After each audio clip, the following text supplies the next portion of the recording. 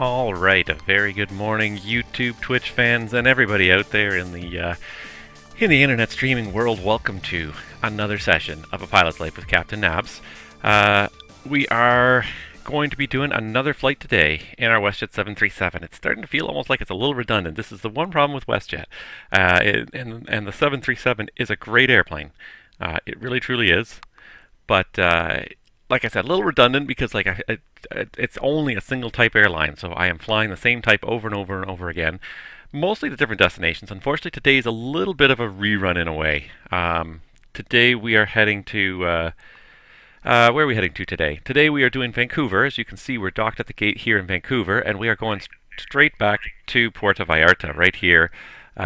So again, a long flight straight south, not quite straight south, but pretty far south, from Vancouver to the sun destination Puerto Vallarta. So taking some people on vacation. As the stream subtitle implies there, this is not a real world flight anymore. At least temporarily, all the Canadian airlines agreed to suspend all of their flying to the so-called sunshine destinations for the months of March and April, and most of them have now extended it through May as well.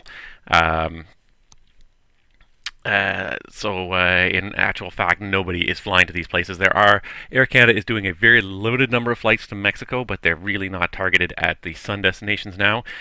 They are targeted at primarily bringing migrant workers to Canada who work on the farms in Canada, and also bringing Canadians home. There are some Canadians that own property in Mexico and live at least part-time in the winter in Mexico. So, but they're really not targeted on the resort vacations, which is the sort of thing that normally this Vancouver Puerto Vallarta flight would do. And just give me 1 second. Sorry, I'm just trying to watch my stream here on my other device, and it's for some reason there it is. It was not working properly. Anyways, yeah, so that's what we're doing today. We're doing a straight shot south, get this over and done with. And the reason why I'm getting this done today, there's a couple of reasons why, and we'll talk about it a little bit later. But one of the reasons is because I am really trying to finish up my schedule here in A Pilot's Life. So I've got 6 more legs still to go here. I'm trying to get them done because I think we're going to move on to the CRJ. I think you guys would really enjoy seeing the CRJ operate in morning, Phil.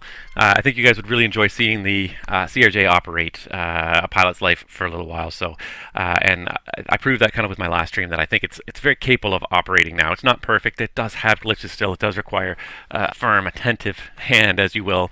But I think it's nevertheless, I think it's going to be a good airplane to fly. So we're going to try and get through this month. We're going to finish this schedule here of WestJet flights as quickly as we can, and then we're going to try and switch airlines to something that will allow me to get in the CRJ. So that's the long-term plan. It feels like I've done a lot of flying lately.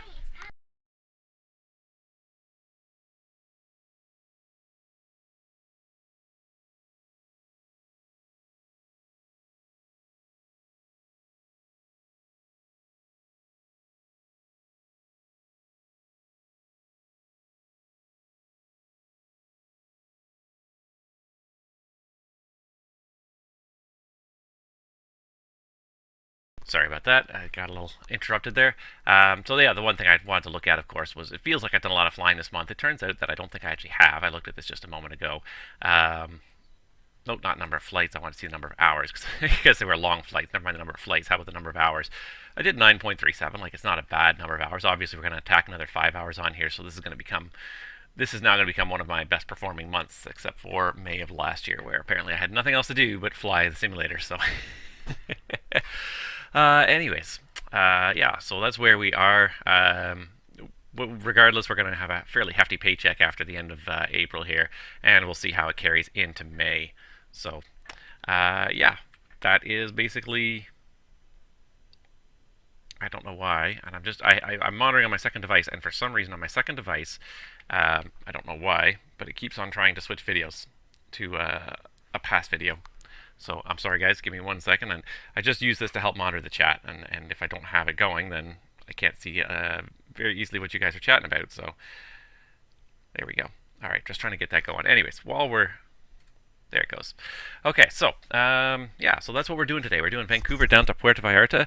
As you can see, we got the FS Dream Team scenery here in P3D version 4, and it looks pretty good overall. Like, there is some transparency to this terminal. You can see a little bit inside it.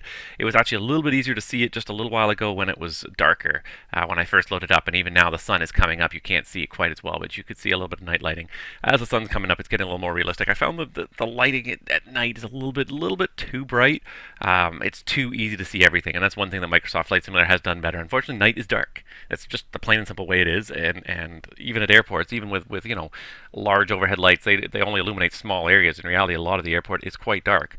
And so a lot of these airports look artificially bright. They've been made artificially bright so you can see the scenery and the work the developers have done at night as well as in the day. So anyways, it's looking a lot better now that it's sort of the sun is starting to come up and you've got sort of a natural light tone going on.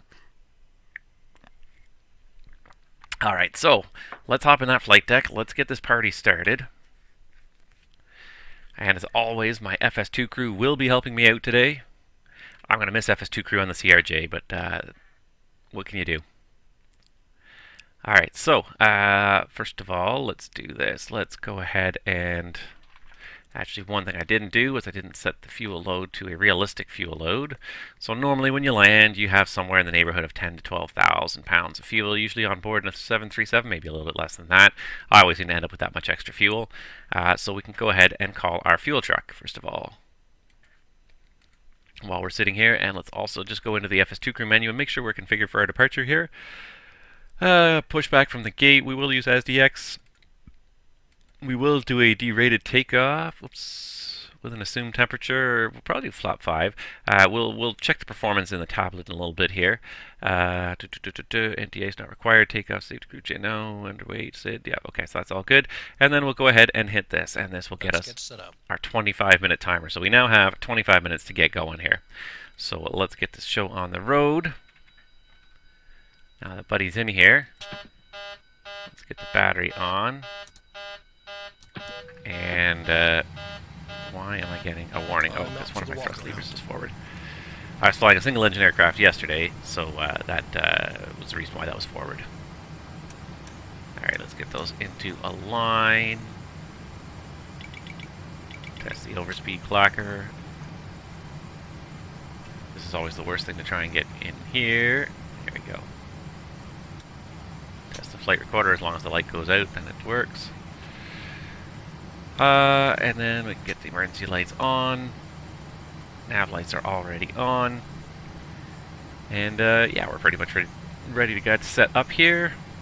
Let me just readjust myself because I feel like I'm totally in the wrong spot here. Alright, and yeah, so we'll get this going here. Woo, there we go. Alright, so we're going to start setting this up here really quickly. Position init, let's get this going. And haven't even gotten anything yet here. I was too quick getting ready here. Just waiting for some position and it in there. In the meantime, I can make sure I have my flight plan up and ready to go here. And actually what I can also do while we're waiting for the initialization is I can initialize the ACAR system. So today I'm going to try and get the flight plan and everything through ACAR. It's just to make this a little bit quicker and help us get off the ground that much quicker. So there's Vancouver to MMPR. And estimated departure time, it's going to be, we were supposed to be off at 13:45 Zulu. I don't know if that's going to happen here, but we'll try to get off the gate in the next 17 minutes. We'll see if that happens. ETE, straight out of my flight plan here. 1 second, let me just grab it here. 4:19, so not too bad, just over 4-hour flight. And today's flight is one flight number up from what we did last time. WestJet 2154. And we should put in the airline ID, WJ. And then we can go ahead and initialize the contact.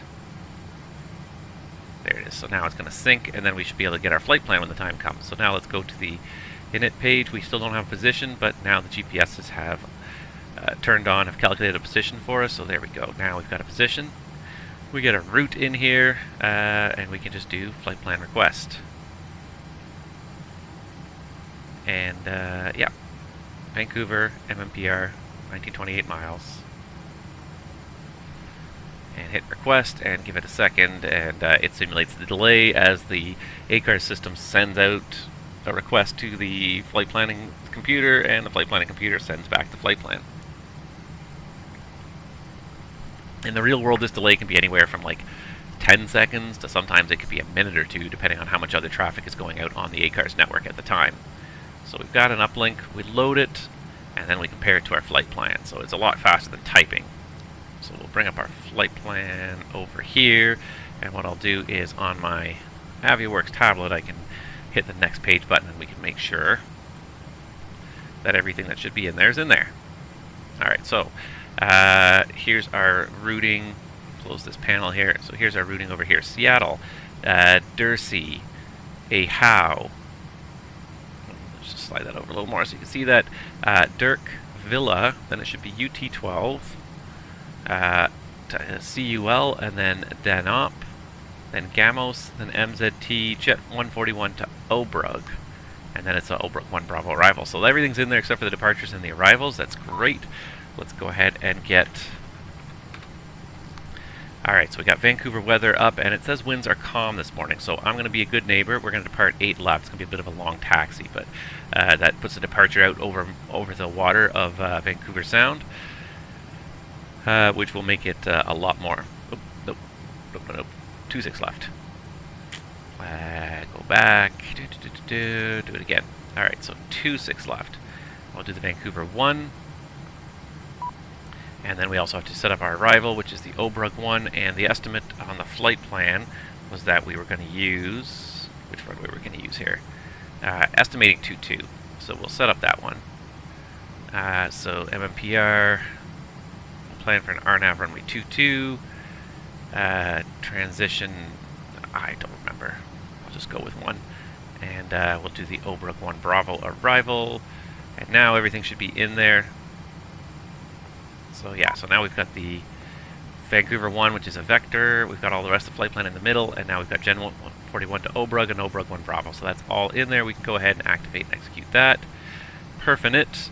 We can send a request, or we could just put it in manually. I'm just going to put it in manually, and I think that was beeping at me there. It's funny, I tune out that beeping.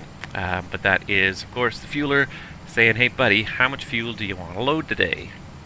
And the answer is to get to Puerto Vallarta 31.8. We'll just round it up to an even 32. So I'll pull it up on the other FMC here. Oops, menu, FS actions, refuel. And what did I just say, 32? Before I hit enter, let's just double check that. 31.8, 32, yep, perfect. So 32, and so now he's going to fuel, and while we're sitting here we can also put the flight plan again. So we got 85 passengers. We're estimating the ZFW today to be 119.4. Water bottles for you. The security and safety checks are complete. Are we okay to start boarding? Go for it. Thanks. Clear to board. Alright, so we should do 2 more things. We should request catering, because we will need catering here, and we can request boarding. I'm going to miss GSX. I'm going to miss GSX when I switch to Microsoft Flight Simulator. It has a lot of depth to it that is missing in Microsoft Flight Simulator, so I'm going to miss it. I'm going to enjoy flying the CRJ from the flight perspective. It's going to be great, but from the perspective of trying to like simulate the entire airline experience, there's a lot of stuff still kind of missing that we have to still build into Microsoft Flight Simulator over time. 5.5, so we'll round up to 5.6 for reserves. Cost index today of 13. Wow, it's a pretty low cost index. I think we can do even better than that. We have a little bit of tailwind today on the way down, which is great. 13. Our initial cruise altitude is 35. Okay, I'm back from the walk around. Everything looks good. Thank you. Alright, and cruise wind 283 at 49. So 283 at 49. And there we go. We can execute that performance and 1 limit. And actually, before we do this, let's go ahead and hop into the tablet here and get some performance numbers really quickly. So, copy FMC data. There we go. Vancouver 26 left.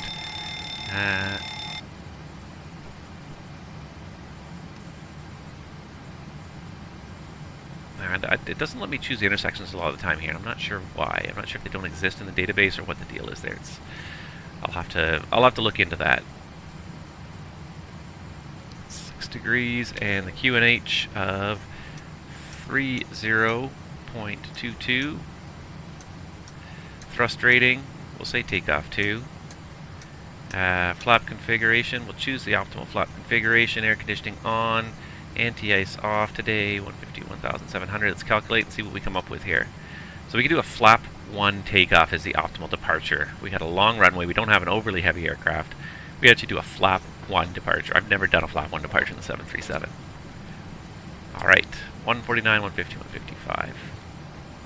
So flap 1, it's takeoff 2 with a temperature of 31 degrees.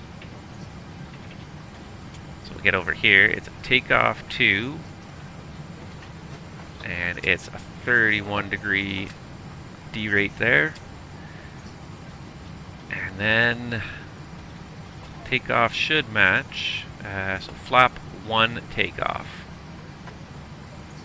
Put in the CFG, 149, 150, 155. So the FMC comes up with the same calculations as the EFB, so we'll just copy those right directly in there. And that's it, we're done. The one thing I want to remember before I forget is just to set here on the secondary setup page here, flap 1 takeoff. Just sounds wacky to say flap 1, barely even putting the flaps out there. I think it's just the slats on this airplane. I think flap 1 is just the slats. The flaps don't actually go down, just the slats deploy, I think. Wacky. I've just never seen that. But I've started using this performance calculator, and it's nice because it gives you, it gives you the optimal flap setting, the optimal thrust setting, so you're not sort of just picking stuff at random and guessing. You're picking something that actually, based on the length of the runway and the air temperature and the air pressure, will get you off that runway safely and effectively. And also with the lowest power setting, which of course causes the least amount of wear, because the takeoff is like about 25 or 30% of the wear of the entire flight happens during the takeoff phase, because that's when the engines are running their hottest, the highest power setting, and that's why usually takeoff power is so limited, is to minimize that wear. The hotter it goes, the faster it wears out, so we want the lowest power setting, the lowest temperature possible in the engine that will still safely achieve that takeoff. Alright, let's just flow through the overhead panel here and make sure everything else is looking good. Alright, and one thing we can do as well now is test the stall warning.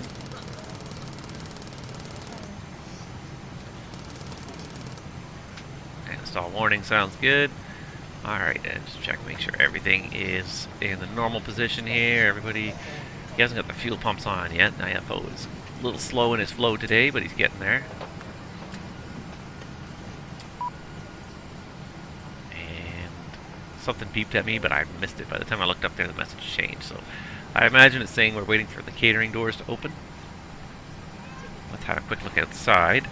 Yes, catering is here. The fuel truck is still working, so we can open up those doors. That's the one thing that doesn't happen, is that this guy does not open up the doors for catering trucks, and the catering trucks apparently don't know how to open the doors themselves. In the real world, they open the doors themselves. They show up, they knock on the door, they open it themselves, they do their job, they leave. They don't need anybody to open the door for them. But anyways.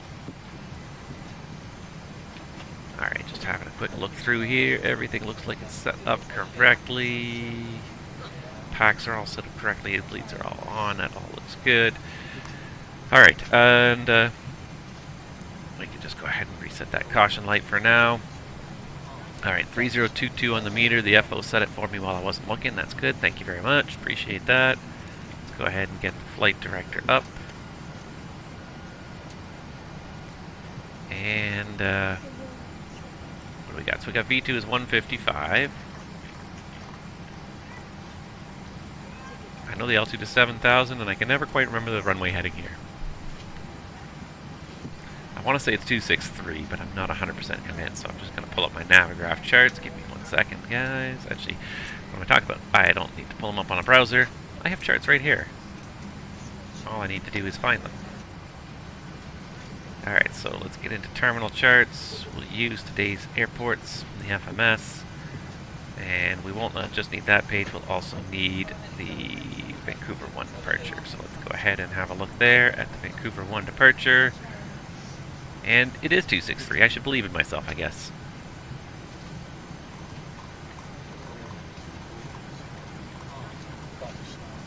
I know the airport better than I think I do.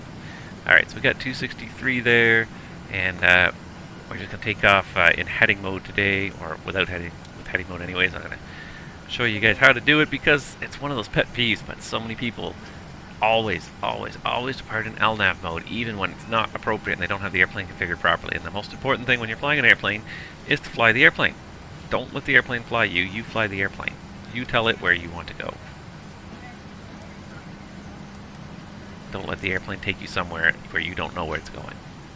I'm sorry, but it's a pet peeve. As a VATCAN controller, I see it all the time. I see people load up the SIDS, which is great, but then they also take off in LNAV mode, and they've deleted the vector lag, and the vector lag, and it's in here, and I could depart in LNAV mode as long as you don't delete this vector lag, but people see a vector lag, and they just delete it. And it's in there for a reason. Read the chart and it'll explain to you exactly what you're supposed to do. The FMS is not the procedure. The chart is the procedure. The FMS is just programmed to help you fly that procedure. Anywho, bugs me a little bit sometimes. Let's see here. So we gotta get 122.8. No, wrong knob there.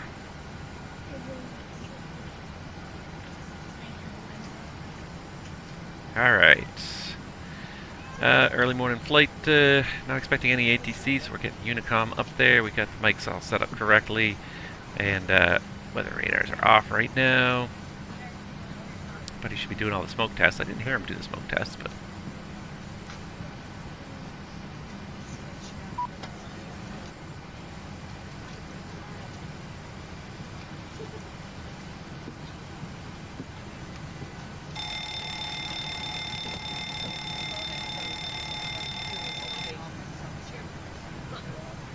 my track IR is being very sensitive today, and I don't know why. It just changed just a little bit there.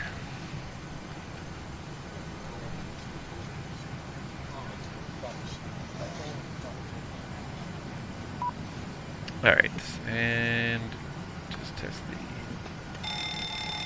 cargo as well. Alright, and I think we're just about good to go here. Let's pull up my app, FS2 crew, and see where he is. Pre-flight checklist. Pre-flight checklist. Oxygen. Tested 100%. Tested 100%. Navigation transfer and display switches. Normal, auto. Window heat, on. Pressurization mode selector, auto. Flight instruments. Heading 204. Altimeter 3022. Checked. Parking brake. Set. Engine start levers. Cut off. Pre-flight checklist complete. Alright, and I think catering's done now. I think they want me to close the doors for Oops, not that one. This one here. That was about enough time for catering to finish. Yeah, close the right forward aft doors. They're still loading fuel. So we're still fueling, we're still boarding. We're getting there though. We are underway here, so yeah. Let's go ahead with that takeoff briefing. Are you ready for the departure briefing? Go ahead. Okay, very good. So, let's do this. So we'll pull that up, and then we'll also pull up, not that, that. Alright, so first of all, for any master warning, engine failure direction control, as you're prior to V1, your arrival call aboard will stop the aircraft on the runway and deal with emergency in the event of an engine failure after V1 is considered an in-flight emergency. No immediate actions prior to, let's see here, V1 is 149 knots. Sorry. I totally lost myself there. Okay, let me start again. In the event of any abnormality or the problem during test, we'll stop. This will be a left seat takeoff. Any malfunctions prior to the V1 of 149, I'll say stop or go. If the call is stop, I will close the thrust levers, apply maximum brake, disconnect the auto throttle, apply maximum reverse, and stop on the runway. I'll set the parking brake, PA, remain seated, and call for any required memorandums or QRH checklists. If the call is go or we're at or above V1, I will continue to take off at 400 feet. I'll call heading mode and ask you to identify the failure. The engine failure procedure out of here would be initially straight ahead, and then we'll probably eventually make a left turn at about a heading of 180 just to stay over Vancouver Sound. Eventually, if we keep flying straight ahead, we will hit Vancouver Island with some higher terrain. Once we're established in the climb, we'll retract the flaps on schedule, call for any required memorandums or curate checklists. The taxi out today, we're at gate 63. I believe we're right around here. If I recall correctly, I believe that's right about here. So we're gonna. It's a long taxi to runway 26 left. So we're gonna go down Juliet, Hotel, and Delta to get to the threshold runway 26 left. No real hotspots along that route. No runway crossings. This hotspot number 4, I think, deals with the fact that this is an uncontrolled taxiway. But I can always look. And you know what? If in doubt in aviation, check it out. Look it up. Verify your information. So let's go to page 10-9 alpha, and that should have the hotspot description list on there. So here it is. So hotspot 4, aircraft cannot safely taxi via Delta East or West past aircraft at the Delta 5 or Delta 7 hold lines. Delta 9 commences beyond hold short. Okay, so it's just saying that you can't taxi down that other taxiway. Here's the load sheet for you. Thank you. Thank you. So all it's saying is you can't taxi down here, down this Delta taxiway here, with anybody sitting in the holding bay here. There's not enough clearance. That's all that hotspot is saying. So that's not our case anyways. We'll be the ones holding short in that little area. Once we depart, off of runway 26 left on the Vancouver 1 departure, it's a fairly straight up vector SID, 10-3 Delta, 5th of November 2020. 100 miles safe, 12,800. Obviously there is high terrain around here with the Rocky Mountains, especially to the east and the north. Non-jet aircraft do not exceed 100, so that's not us. Jet aircraft use noise abatement procedures 1 or 2. We're planning on using number 2. Refer to 10-4 noise abatement procedures for additional requirements. And 26 left and right, it's heading 263 or as assigned by ATC. Client maintain 7,000 as assigned and expect radar vectors to assign route. Oops, sorry, didn't do that. I meant to do this. So we do have 7,000. We do have 155 set in there. We have heading 263. We have to verify our takeoff speeds because this guy changed them while we were still talking about the briefing here. What am I doing here? Just slightly high, slightly lower than originally planned, and now he distracted me and I forgot something. Oh yes, I was going to do the acceleration height, and we're going to change it. We're going to do noise abatement procedure 2, which means power reduction should occur at 1,000, and acceleration should occur at 1,000. So we're going to change those. And that's about it. So terrain, obviously, as I said, high terrain east and north of the field. So if we have any issues, we're going to go west and south. Weather is looking like a beautiful morning out here. Calm winds, nice day. Operational. No MELs, nothing's broken on the aircraft today. No TAMS. Maybe one of these days I should break the APU and do some air card starts, but not today. Taxiways, so some of the mic taxiways are closed. That won't affect us. Juliet, south of park position, Whiskey 2 not available to large aircraft. Delta, westbound, Golf, taxiway mic. So none of that's going to affect our departure. 26 left, length read 10,803 feet. That's fine.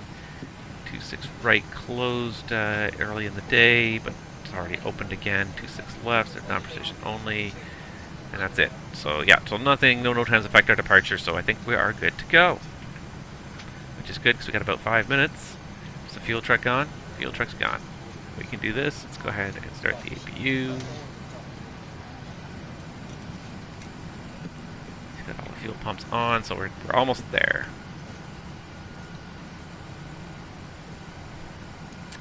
Alright, so he's starting the APU. While he's doing that, I'm just going to start my flight tracker really quick here.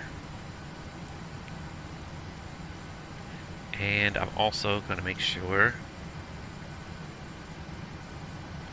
that my pilot's life career is on the correct page, so it has to be on the current flight page, or it won't recognize the flight when it starts and finishes. So there we go.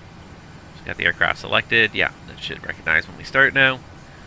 APU is just about there. And we are ready to go within that 25-minute window. Nicely done, nicely done.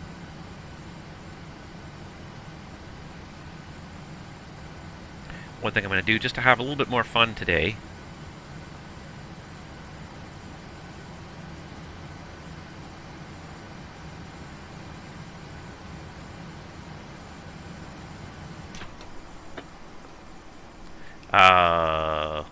fail. because I hooked up the tug, it disconnected the ground power before I even had a chance. Self-drive. Okay, hopefully I can recover. Looks like most of my information is still in here. Okay, good. All the information's still in here. Yeah, I think everybody's still happy. Okay. Okay, good. Didn't bomb the FMS, and I've done that before. You know, they should be removing ground power without saying something, and just because I say hook up the tug doesn't mean the ground power should go off. I think that's a bit of poor programming on the part of PMDG, and it's not an intentional alliteration. It's just the way I want to say it. Okay, so well, we got the APU, the GPU is off. The APU is online, so we can go ahead and remove the jet bridge and let's get out of here.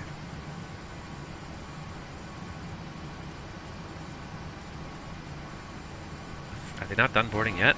Oh, they just got here with the baggage. Ah, okay. Very well then.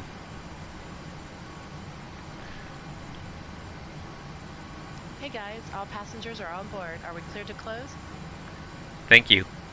Thanks. See you up there. Alright.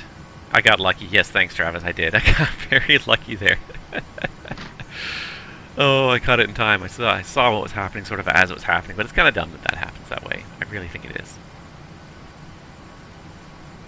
Alright, so he should be closing that main door any second. It's funny, they close the baggage doors even though they're still loading the baggage.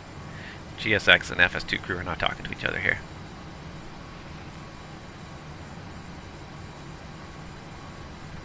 Before start checklist down to the line. Before start checklist to the line.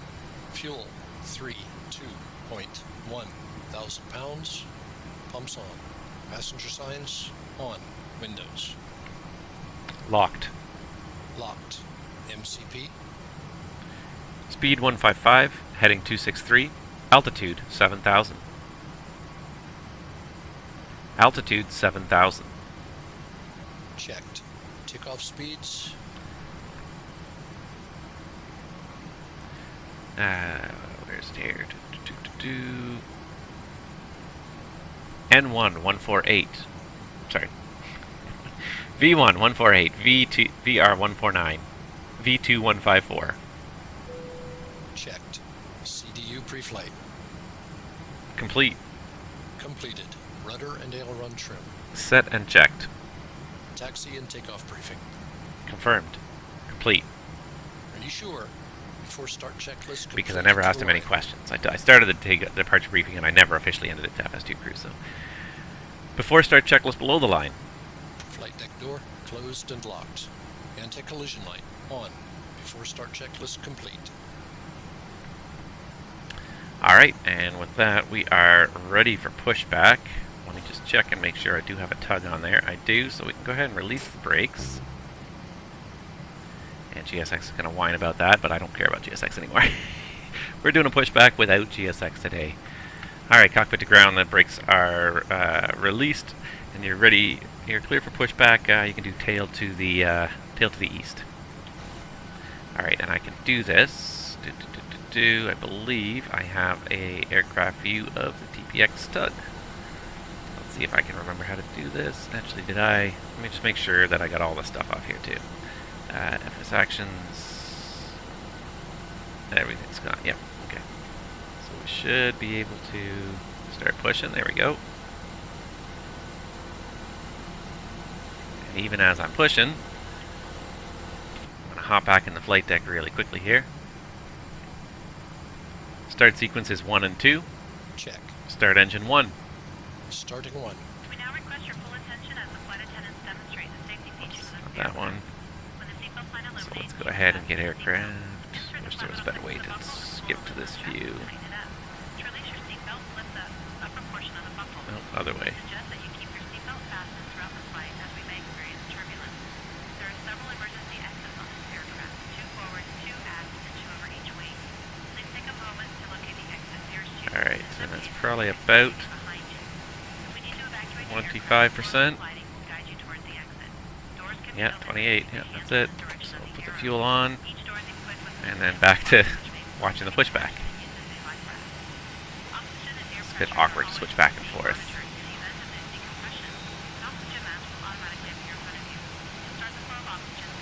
The other thing too is that you can't really look around too much. You can a little bit, but it's not really great.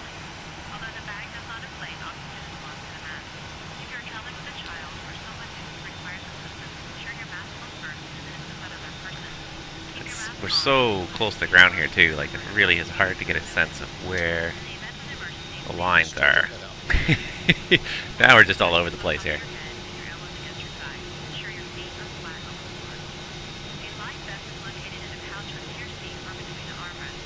Trying to see if I can get myself on the line over there. Be a bit more aggressive to get over there. I turned way too soon.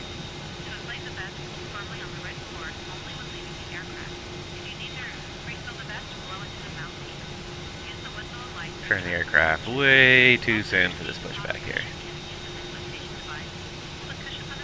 Alright, now we're getting there.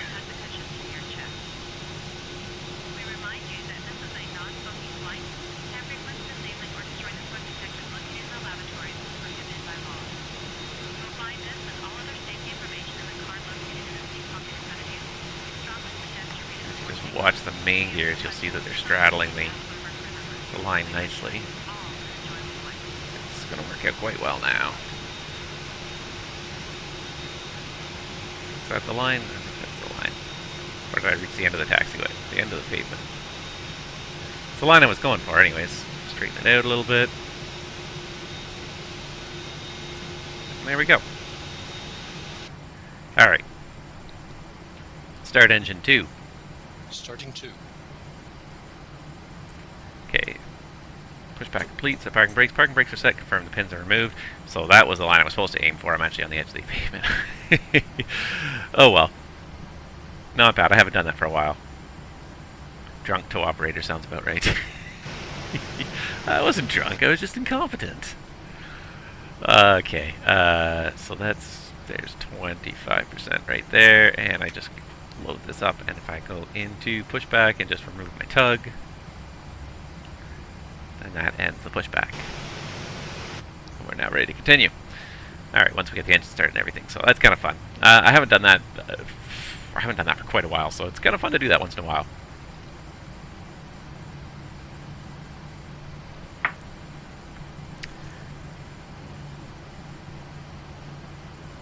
Alright. Looks like we got a pretty good start going on here. EGT's rising at a normal rate. And these are the things you're looking at. You're just looking for normal rates of increase. Starter cutout. And you know, the big hint, if you're gonna get a hot start, that EGT is just gonna be just absolutely skyrocketing. It'll reach 700 in 10 or 15 seconds. So as long as it's climbing at a normal rate, if everything's sort of increasing at the same rate, then everything's working out. Flaps 1. Flaps 1. Flight control check.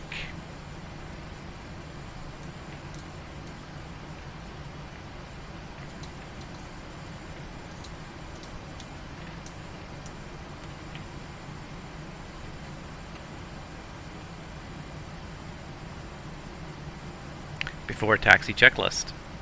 Before taxi checklist, generators on, probe heat on, anti-ice off, isolation valve auto, engine start switches continuous, recall checked, auto brake, RTO, engine start levers, Idle detent. flight controls Checked. dispatch clearance Checked. checked. Before taxi checklist complete. Clear on the left. Clear right. Vancouver traffic, good morning. WestJet 2154 is pushed back off of gate 67, taxiing for departure, runway 26 left.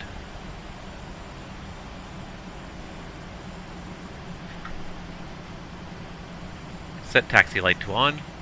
Taxi light on.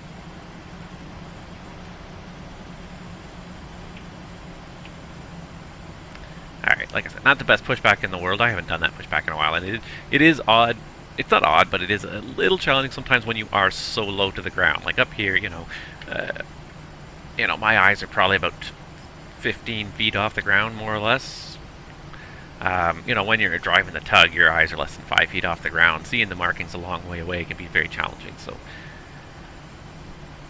it's, you know, driving in a tug you know, pushing back an airplane is not the easiest thing in the world. It's a skill like any other. It takes some time to master. I did it for years. I did it for a decade.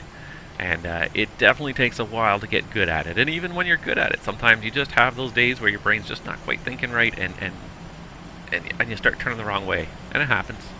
And as long as you're kind of paying attention to what you're doing and recognize it, it's very easy to then get back on track without too much effort. But yeah, it is a skill very much like any other. I would not really want to try and do it right now because I think I would probably be horrendous at it these days. It's now been 10 years, I think, since I last. Yeah, I think it's been 10 years since I last drove a tug. Where does the time go? Jesus. Apparently a lot of it went into flight simulators. A little bit misty out there this morning.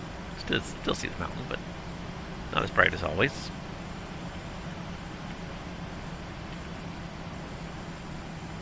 Alright, so the left turn on Juliet around the end of the terminal and all the way down to 26 left. Yeah, about 15 minutes later than I planned on departing. Not terribly bad. And we got a really low cost index of 13 today. I can probably bump that cost index up quite a bit. Hopefully slice another 15-20 minutes off this flight. We may be able to bring it in under 4 hours. We got a good tailwind. Initially it won't be so... The cabin is secure. Thank you. Initially it won't be so crazy, but as we sort of go into the southern part of the US and into Mexico, we actually pick up a really nice tailwind down the west coast, so it'll help just push us to Puerto Vallarta that much faster. See, those buildings are semi-transparent. You can see them stuff moving inside them. It's really kind of neat when you get that semi-transparent effect. Really kind of adds to it. The only thing that's really missing out here besides a lot of other airplanes is people too. It's one thing that I do like about Microsoft Flight Simulators. They've managed to incorporate people without hitting up the frame rate ridiculously. There are people that walk around, marshalers and ramp guys that walk around while you're at the airport. So, you know, that's one thing that sort of adds a little bit of realism to it. The airport itself is pretty realistic, but there's just no life to it. That's the only unfortunate thing. You know, it's got these couple of vehicles randomly driving around the roadways, and that's about it. There's nothing here.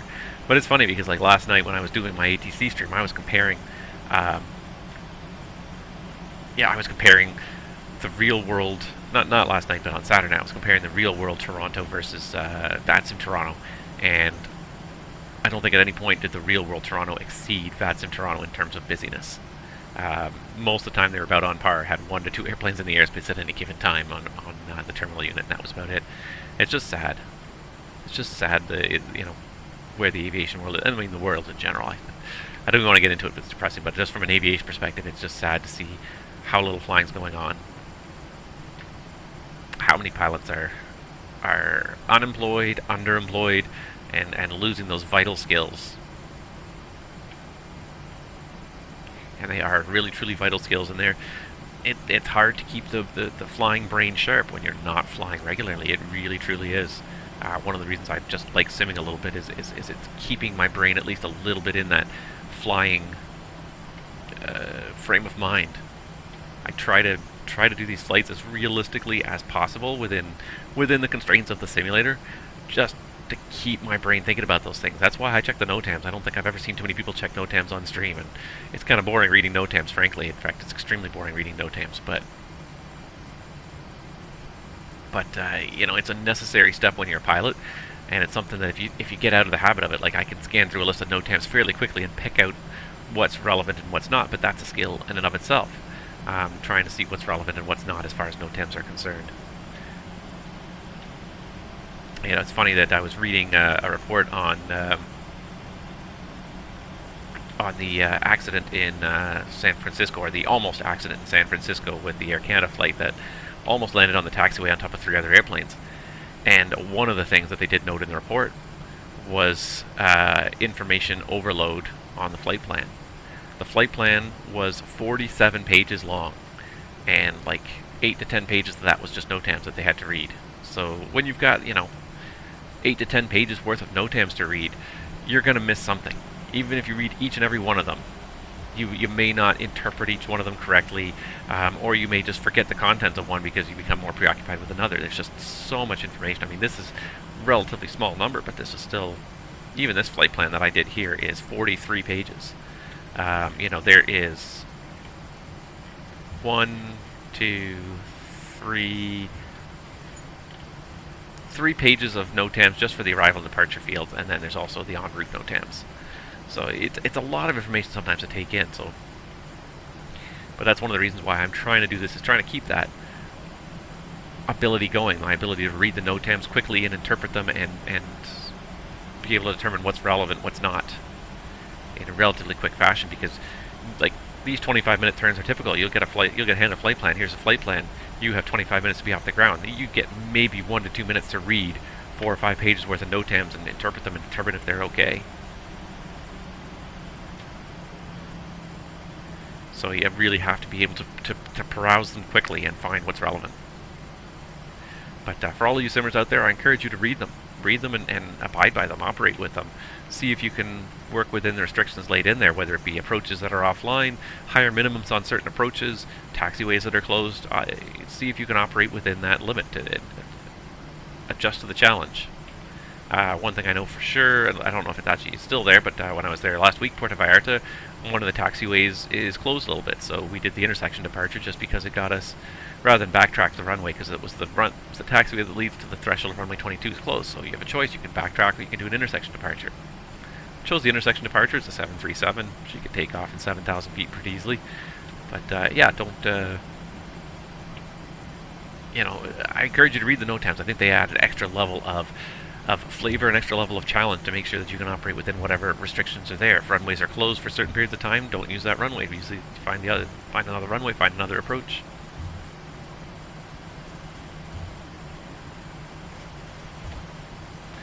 Alright, coming up on the runway here. Before takeoff checklist. Before takeoff checklist. Flaps. Flaps 1, green light. Stabilizer trim.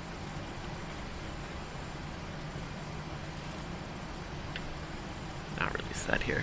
Should be 6. Set and checked.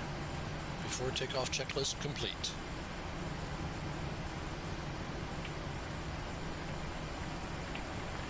Alright, and I'm just going to double check that my pilot's life, it has the end flight button there. Good, flight's tracking, let's go.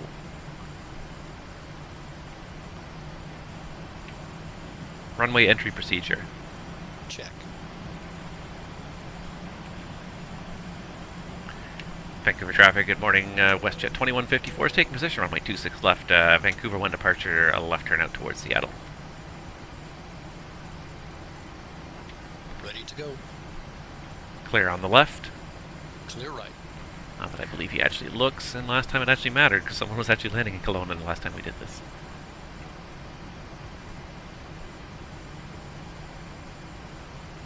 Let's have a quick look. No lights, good. He's got the strobe on. What we don't have on is the landing lights.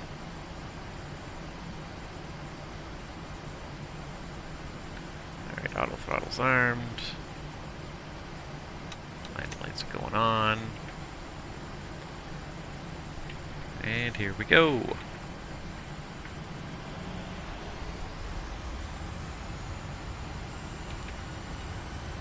Set takeoff thrust. Check.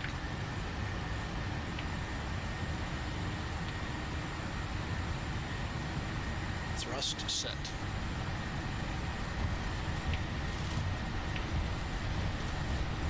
knots. Checked.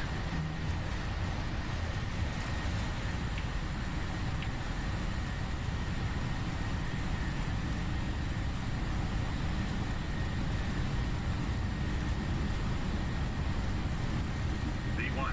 Rotate.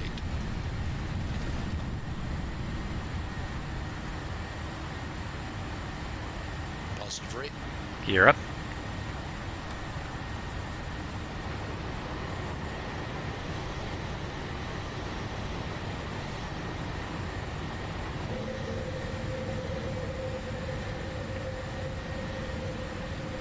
Select heading select.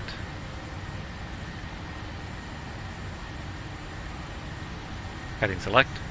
Check. Set speed 220.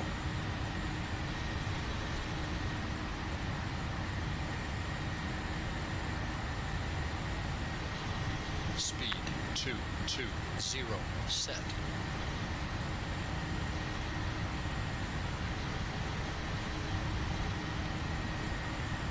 Flaps up. Flaps up. Select Command A. Command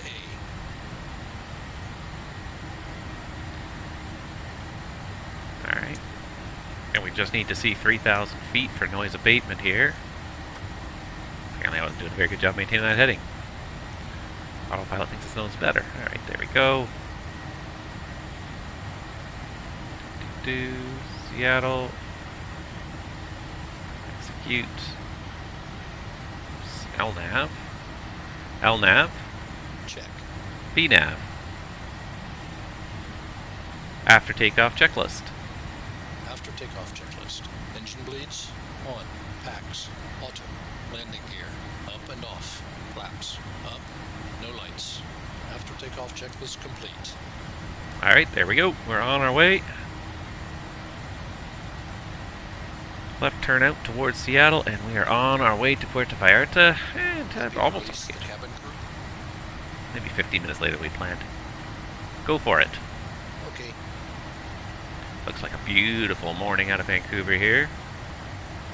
Barely a cloud in the sky. Nice, nice, nice. And we're on our way to Puerto Vallarta. Only 4 hours to go. 1011. And actually, I guess we should set a higher altitude here.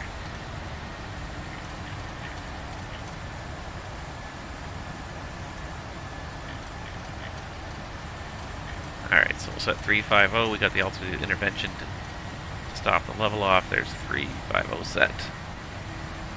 And there's Vancouver. Farewell, Vancouver. Terrain slowly loads. Come on, you can do it. There it is. How hard could it be to find terrain on my SSD? And I mean, it's not bad. Like, a lot of the lighting effects are not bad in P3D, but when you just see what can happen in Microsoft Flight Simulator, it's just worlds better now. And that's what we're going to be trying to do next. We will finish these 6 legs over the course of the next 5 streams. It'll still take us a couple weeks to finish it, and maybe by then we'll have some news about FS2 crew for the CRJ, because that's one thing that I am looking forward to, really. That's going to be one of the big things I think that adds a whole new level of immersion to the CRJ is the FS2 crew. So I will be all over that FS2 crew as soon as it comes out, and I'll be showing it to you guys probably through these streams, hopefully sooner than later, but I have a feeling like they're probably having some challenges working through the SDK right now. There's 10,000, lights off. Happy to release the cabin? Go for it. Okay. Alright, because they are working on it. There is an official post that FS2 Crew says they are working on it for the CRJ and the FlyByWire A320 as well. But that's really all that's been said thus far. They haven't said anything more than just they're working on it. And I have a feeling it's going to be a while because it's a complicated interface to implement in the first part. It's part of the sim, it really is. It's built into the sim, so it's going to be a challenge for them, especially because Microsoft Flight Simulator has been a little bit restrictive about the SDK, and not just you know, from a security standpoint, they've tried not to let too many outside things interfere with what's happening inside the sim from a security standpoint, I guess. But so I think it's going to take them a little while to kind of get the ability to do everything they want to do. But I mean, I'm sure that they're Sobo's willing to work with them. As far as I can tell, they seem to be a very amenable developer. They really want the simulator to take off, and they want it to be well supported by third-party add-ons. So, in some cases, it's a question of the developers talking to Asobo, telling them what they need to have happen in the SDK to be able to do what they want to do with the airplanes, with the utilities that come with them. So, I'm not holding my breath for this one. I think the first FS2 crew was a challenging thing to create as well. I don't even know which airplane they originally made FS2 crew for, but whichever was the first one was probably the hardest. It was probably the 737.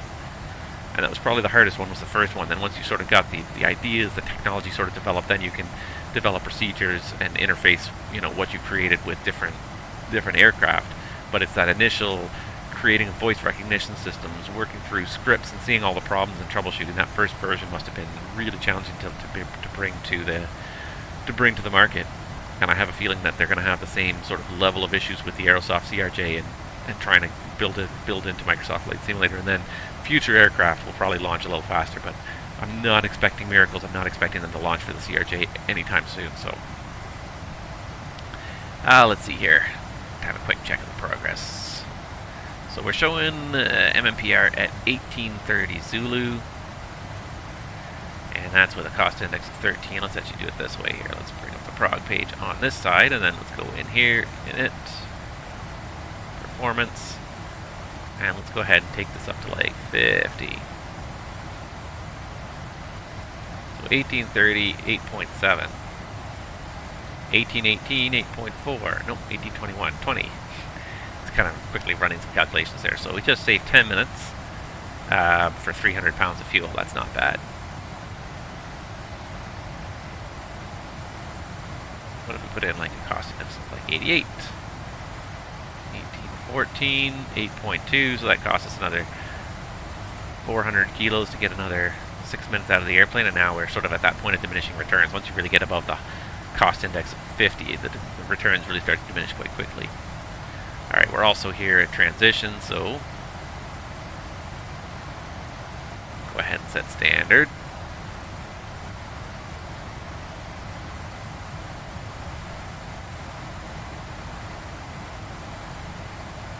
Transition, set standard. Oh, he doesn't like it. Okay, whatever. I don't care, I did it. Standard set. Set standard. Standard set. Pass flight level 184. Now. Pretty much bang on, buddy. Cool. Yeah, so 88, even if we do 99, that's not gonna do too much more here. Might take another minute or so off, if even that. Yeah, now we're at that point where we're not going to lose too much if I do it up to like 150 even.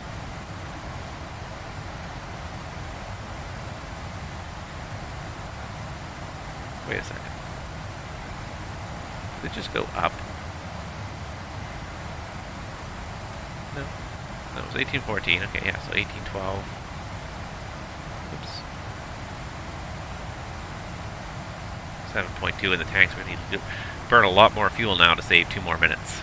So we're at that point where the returns really do not diminish, and you won't see too many operators running at cost indexes in the hundreds. Maybe some of the legacy carriers on some really high impact routes, but in general you won't see them run the cost indexes that high. The price of fuel is too high. To save 3 minutes on a flight is usually not worth it for most operators versus the cost of 300 pounds of fuel. So they will usually take that 3-minute delay and save 300 pounds of fuel because the passengers won't know the difference for 3 minutes. Yeah, you won't see a lot of airlines running cost indexes into the hundreds ever. But hey, my airline virtual fuel is free. Do it. Either way, that's still just under 4 hours from now when we get to Puerto Vallarta, so it's still a long stream. And I still believe we don't have any ATC online. And let me load up that live map there now.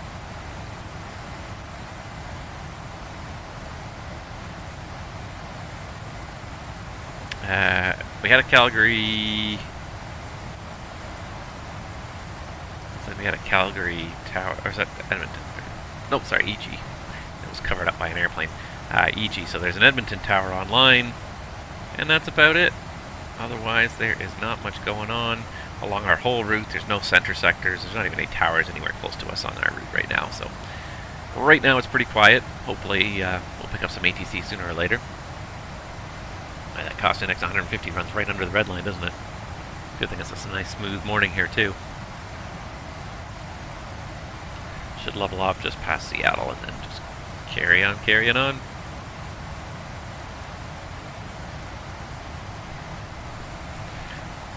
Yeah, I was not really expecting to do a stream this morning, but just the way things worked out, I kind of jumped on the opportunity at the end of the day. Because today was supposed to be the first day of the kids' course being back at school, and then we found out last night that apparently because the schools were closed down after school ended for the April break last week,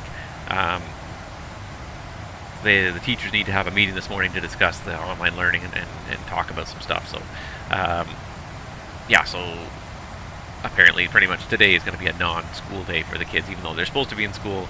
Because it all came down at the last minute, they're having meetings this morning to talk about, I don't know what they're talking about, but whatever, they're having meetings this morning, so they're not actually going to be getting any really online schooling today because the teachers are in meetings. So instead, it's a good day to do this because that'll be sort of the end of weekday streaming at this point, because the person who's in charge of tech support in the house is me. When the Zoom calls don't work, when the printer's not working, when something's not working, I'm the one that's summoned to deal with it, which makes, of course, dealing with any kind of long-term stream very awkward. So that's probably not going to happen from here on out for at least a couple of weeks until those kids go back to school.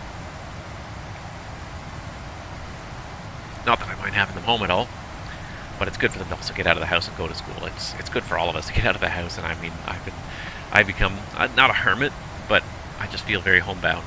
Leave the house very little. I haven't really had to go to work for months. Barely had to go to work for months, so I spend a lot of time in the house. This is sort of the great thing about simming, is that it's a great sort of a little bit of a way to get out of the house. You know, I get to talk to you guys. You know, it gets me some interaction with other people. Also just gets me the sense of being outside. Somewhat. Keeps my world a little bit expanded. Otherwise I end up very, yeah. Also been catching up on a lot of reading lately. Now that it's nice outside too, that's the other thing. It's a good time of year to kind of have a lockdown. Not that it's ever a really good time of year to have a lockdown, but like spring is a nice time to have a lockdown because at least you can go outside. You know, we've got all our swing out in the backyard, so I can go sit on the swing and just read for hours, and it's nice to be out there at least. So it's a little bit good for the sanity, anyways. And I just saw it load there, so right down there, that's Payne Field down there. I can just do that. There we go. So that is Payne Field, Snohomish County. That is, I believe, one of the largest factories in the world anyways. I think the Gigafactory may have overtaken it, but Tesla's battery factory may have overtaken that. But that, for years and years, for possibly decades, that was one of the largest buildings in the world and one of the largest factories in the world. And that is the Boeing factory right there. That's where they make the 47s and the 777s, and I believe the 87s as well. And it's an absolutely mammoth factory. And you can't even get a sense of scale of it from up here. You have to get down sort of close to it to really see, like, you know, to see a car parked outside it or a truck parked outside it. Absolutely mammoth factory, so huge. So big that Boeing actually has inside the factory a fleet of bicycles. When you're talking about a factory that's over a mile from end to end, you know, how does your staff get around that factory? So they actually have a fleet of company bicycles inside the factory, and anybody can just grab a bicycle if they need to get to another part of the factory and just go. Just as a way of getting around faster than just walking. Because if you were just walking, you know, if it takes you 15 minutes to walk to your destination in the factory, that's 15 minutes of unproductive time. You get on a bike, you can be there in 5 minutes instead. That's 10 minutes saved. You know, it's silly, but it absolutely works. You know, you don't have to strain yourself biking at top speed, but just you can move a little bit easier, a little slower. Keep getting all these pauses here because we're loading the Seattle scenery now. We're loading downtown Seattle. There's downtown Seattle. You can see the black where the textures are slowly starting to load, and beyond that is Boeing Field and SeaTac down there eventually. Come on. I bought an SSD for a reason. These textures should load faster than this. There we go. Now they'll load it.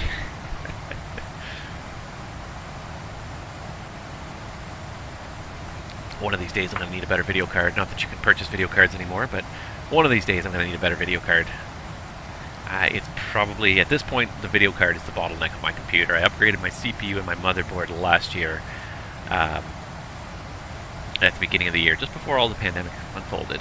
So they are pretty fast machines now. I've got a couple of SSDs installed as well, and the flight sims as well as the operating system all run on SSDs. I still have some old-fashioned hard drives for storing things like media and other programs that maybe don't have to run as fast and access as much data as the flight sim. I'm loading another airport. Now it's probably that was SeaTac loading. That'll probably be the last loading pause we get now. But yeah, so that's the one thing. Like the the video card in my computer is now by far the oldest component in the computer, and it is probably, I don't even know how old it is now. It's a GTX 1060, so it's not a terrible video card by any means, and for a while it was quite good. For a long time I never even had a PC with a dedicated video card. I'm just trying to think how long I've had that video card for. It's probably been 5 years. Something on the order of 5 years, I would think anyways. So it's getting to that point where it's, you know, I'm thinking about replacing it. However, that being said, of course, there's also, you know, the cost of it. I can't afford really right now to be replacing these things. Being that I am underemployed still, I mean, at least I am employed, and I'm grateful, and don't get me wrong, and I realize that there are people who are obviously a lot worse off than I am, so I'm not trying to be ungrateful. I'm happy to have what I have. I'm trying to always be optimistic and be grateful for the things I have. But if I was to pick one thing in the computer that needed upgrading at this point, it's definitely that video card. Get something with a little more memory, a little bit more video memory, and obviously a faster GPU on it. But yeah, again, I'm not gonna be ungrateful, because there's people in a lot worse places than I am right now. But yeah, there's other things I've been thinking about as well. I've also been thinking about eventually adding a webcam. I bet you guys would probably enjoy that. And so it's something I've been thinking about for a while, though, is adding a webcam. Just I do have one webcam, but it's probably 12 years old. It's such low quality. I tried streaming with it a little bit, and it's just such poor quality. I couldn't bring myself to really do it. I think it really diminishes the quality of the whole stream how bad that webcam is. So I'm not going to be using that, but I would like to kind of add a webcam at some point. So I've been sort of pricing them out, watching for sales potentially. If I get a good sale in there, then maybe it'll be worth it. Of course, then the other thing is that I have to keep my office a lot cleaner if I do that, which is probably a good thing. Actually, I should be forced to clean my office a little bit more often than I probably do. So I won't complain too much. Also, probably will need a new desk at some point too, because this desk is it's an old desk. It's a pretty small, compact desk. It was designed when we lived in a It was designed when we lived in a condo. It was intended for living in a condo and moving to a bigger house. Obviously, you can't afford all new furniture, so the desk sort of stayed, and that's been over a decade now. So it's kind of getting to that point where I feel like a new desk might be in order as well. Give me a good, real good excuse to reorganize everything in my sim pit here.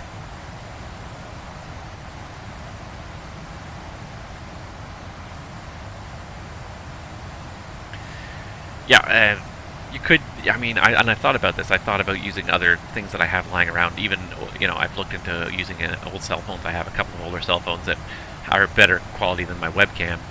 But yeah, then you have to have an HDMI capture card. An HDMI capture card costs more than a bloody webcam does these days. Yeah. I would just go with a straight up webcam. I'm just sort of saving my pennies, and like I said, watching for sale. If any of them come on a good sale anytime soon, then I'll be all over that. But I'm trying to also stay away, and this is a problem I also have too. I'm also starting to really kind of shy away from like the generic brand, unknown brand electronics and computer components. There's so many people out there on Amazon putting out just any old junk, and yeah, I'm worried about what's in them and whether or not there's any kind of security settings in them. You know, what the security is like, what firmware updates are like. Really, you can get a HDMI capture card for $30. Maybe I'll have to rethink what I'm thinking. But again, like I'm becoming a little bit paranoid about like the dirt cheap electronics, because oftentimes, you know, when you get these companies that are creating like these really cheap electronics, and it's not even necessarily the electronics are that bad, but nobody's ever following up with the firmware. You won't probably have long-term support from these companies. If they exist next year or the year after, you'll be lucky. And if you can ever get a hold of anybody, because chances are they're based in China and no one's ever going to answer your emails if you actually, once you've bought the product and paid for it, then they don't care anymore. They've got their money and they walk away. And that's not all companies per se, but I've had that experience with a few things. So I'm getting really kind of paranoid about the no-name brand electronics, as much in terms of security as just the general upkeep going forward, firmware updates, and if you have issues with it, will you get any support in the future? When you pay $30, not expecting much support. I would rather pay for you know, a name brand and get that follow-up support. So that's sort of my philosophy as well about it. I'm sort of, because I've looked at it and I said, oh yeah, like you can get some dirt cheap webcams, but I've asked questions. I've sort of questioned that, you know, what corners are they cutting to get you that dirt cheap price? And not that the big corporations don't cut corners as well, but anyways, that's why I'm kind of sticking with trying to stick with more name brand components. Depends on what it is, but like things like a webcam. You know, like a webcam's a security risk at the end of the day, having a webcam. And I mean, you can put a shield over it when you're not using it, but you know what I mean. Like having it out there could be a big security risk. So I you know, I'm certain things I'd rather see like a name brand. That's my big concern. So I'm not gonna just go for the cheapest thing I find. But the other thing too is when you're doing streaming, you want like a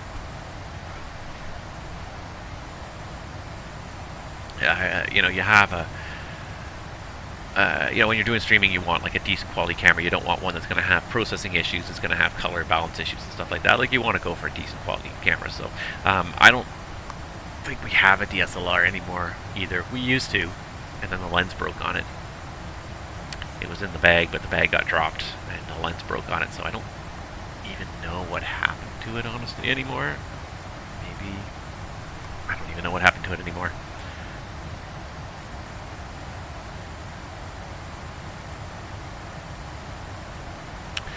So we did have a DSLR once upon a time.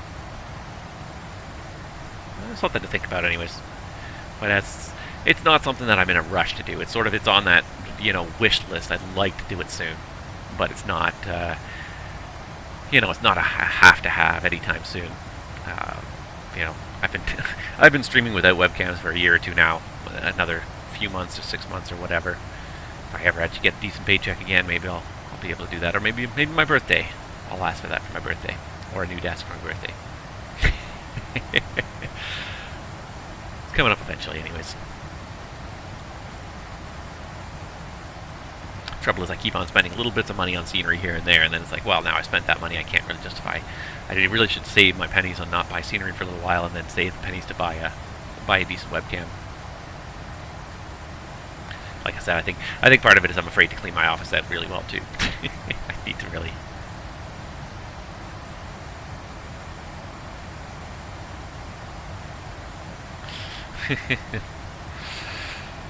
Yeah, I don't have too many gray hairs. Wrinkles are slowly coming though, so I just look at it this way: that wrinkles equal age equal wisdom. At least that's the theory.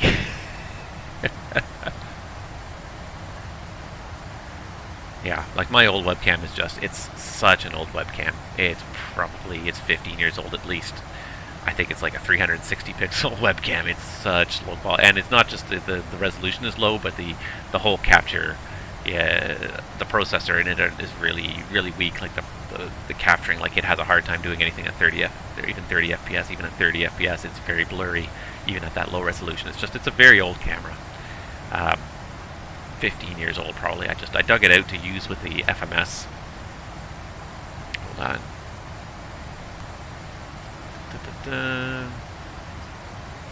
I dug it out to use with the FMS because I realized I still had it, and even now, like, I don't use it with the FMS anymore because it's just so bad here. But hold on, if I turn it on here, there it is. It's just like, first of all, it's so low quality, but then it's also just the capture. It's like the speed of the capture is just so low. I don't even know if it's doing like 10 frames per second. Like, it's ridiculously low.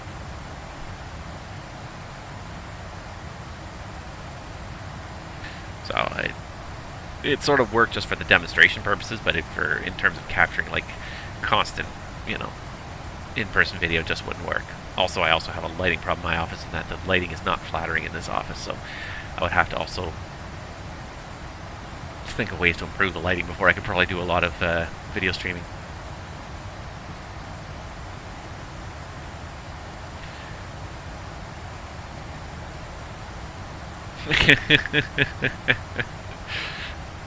Yeah, Phil, yeah, I believe it 100%. You have probably you've probably gone from grey to white with dealing with CTP the last year or so. You've just been a machine trying to get it done. And one thing I will say is that anybody who watches this video and anybody who flies across the pond into or out of Canada this weekend, you owe Phil a great debt, because he has been single-handedly running behind the scenes like a mad fool, being the go-between between everybody. And it's not that he's doing all the grunt work on the ground, but he is the ultimate go-between, and making sure that everybody knows what everybody else is doing. Everybody's all prepared. So yeah. Anybody who works CTP or flies CTP this weekend, in and out and through Canada, owes Phil a debt of gratitude, because he's been just instrumental in getting it all done. The rest of us just waltz on CTP day and just control and fly, and just seems easy. Yeah, anything goes wrong, we're gonna blame you. Oh, Phil, I don't think anything's gonna go too wrong with you manning the ship. You know, as far as certainly the Canadian side, you've coordinated so well and kept people on their toes, and the routes are already planned out, so that's been taken care of and organized, and hopefully will work out in the best way possible. I think the problems, like you said, I think the problems are going to stem at the European end. I looked at the map you showed me, and there's a lot of crossing happening in the European end, so I hope the Europeans are ready for it, because there's a lot happening at that end. In North America, in North America, everything's farther apart. Like in Europe, like the airports are concentrated, like they're all within like probably 500 miles of each other, all the departure airports. Whereas in North America, everything is really kind of spread out. It's a much bigger continent. So yeah, there's a lot more space, a lot more room to work with in North America. All right. What else is going on here? Any other ATC? Still no ATC? No, nobody. Don't know why I checked. I checked 5 minutes ago. It's a Monday morning. It's almost like people have lives still. Not me. I sit here and I stream all day and fly all day because I'm waiting to go to work and do this. Soon. A few more weeks. Now, and even then, it's just the start of ground school. I'll be back in the saddle again for probably another 2 months. Let's keep it going.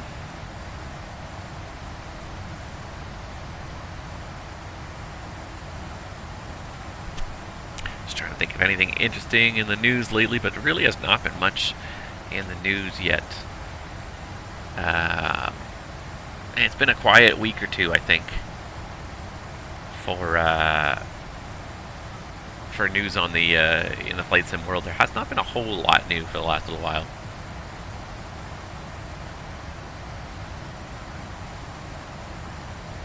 Yeah, I'll be interested to see the time lapses of CTP, because yeah, like you said, like the airports are all close. They're going to be working really hard to get all the different streams of aircraft, and that's one, increasing the number of airports like they did in CTP this year. It's a double-edged sword. It's great because it kind of dilutes traffic across a greater number of airports and across a greater area, a different variety of routes. But on the other flip side of that, because there's more routes, there's more points where those routes are going to cross. And so therein lies a bit of the problem as well, is that because there's more diverse routes, instead of everyone just going on a few specific lines, but there's a greater combination of airports available, there's going to be more chances of crossings as those routes go. So it's I think it's a good idea in the long run. I think overall the benefits outweigh the downsides, I think, but that's not to say that there aren't some downsides. So we'll see how it goes in Europe. I mean, and yeah, like I think it'll work out for them. The one good thing about, of course, all the airports being in close proximity is that chances are a lot of the aircraft will still be in the climb phase when the routes cross, and then they don't have. Then there's the ability to level off underneath other traffic. Whereas in North America, when you get airplanes departing like Denver and Minneapolis and Toronto, by the time the Denver and the Minneapolis guys get to Toronto, they're already at cruise. Like the Toronto guys are the only ones that will still be climbing. So when you're dealing with the longer distances in North America, they're all going to be in cruise still. Just going to have a quick look, see if my kids' school sent us any messages yet, but no, they did not send us any messages yet.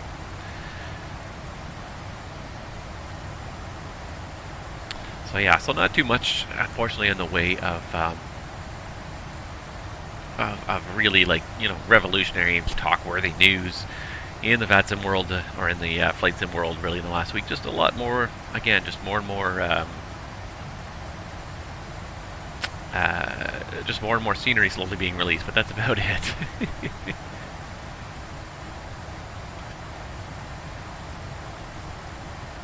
I'm just going to scroll through the news feed and see if there's anything interesting here.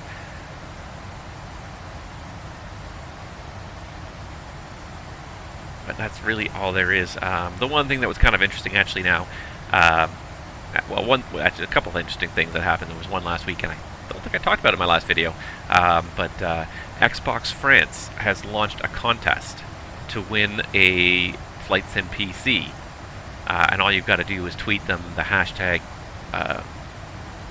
Flight Simulator, I think, Microsoft Flight Simulator. But this is what the PC is supposed to look like, which that would just look so fantastic on anybody's desk, I think. The only thing that would make this look even better is if this fan actually turned and actually was part of the cooling system for your PC. Probably be a little bit dangerous to have turbine blades actually turning on your desk. You know, kids don't need all their fingers, do they? But I thought that was a really nifty kind of very unique gift, a really unique kind of giveaway. So I thought that was really kind of neat. It's not a bad spec PC. RTX 3070 with an i7 11700. Not even like a totally maxed out PC. It definitely could run a Flight Simulator really nicely, but you couldn't even run a Flight Simulator on the max settings on this. But it definitely would do a nice job running Flight Simulator. But just to have that on your desk, it would really kind of make a bold statement about your commitment to being a simmer. I don't think you'd be allowed to do spreadsheets on a computer that looks like that, or word processing on a computer that looks like that. But yeah, I don't know when this contest ends, but yeah, it's on the Xbox France website, but I don't think it's limited to people in France only. So you tweet the @XboxFR account, just a hashtag Microsoft Flight Simulator, and you enter the contest. So I think that's really neat. That's a really kind of really unique prize. I would love to have that on my desk. I think that would look really good. So I thought that was really neat. Yeah, the only other thing, of course, was there was the most recent update to Microsoft Flight Simulator, which featured kind of Western Europe, France, Belgium, Northwestern Europe, France, Belgium, the Netherlands, I think it was as well, with some more enhanced scenery. Paris has apparently got a whole ton of dedicated landmarks, a few more enhanced airports in that area, just overall, you know, brushing up, improving the simulator in that area. So nice to see that they're expanding their areas. And then the next one that they were going to work on was the Netherlands, not the Netherlands, was Scandinavia. So they're going to have a Scandinavian update next, covering Norway, Sweden, with again, improved scenery, more landmarks, better airports.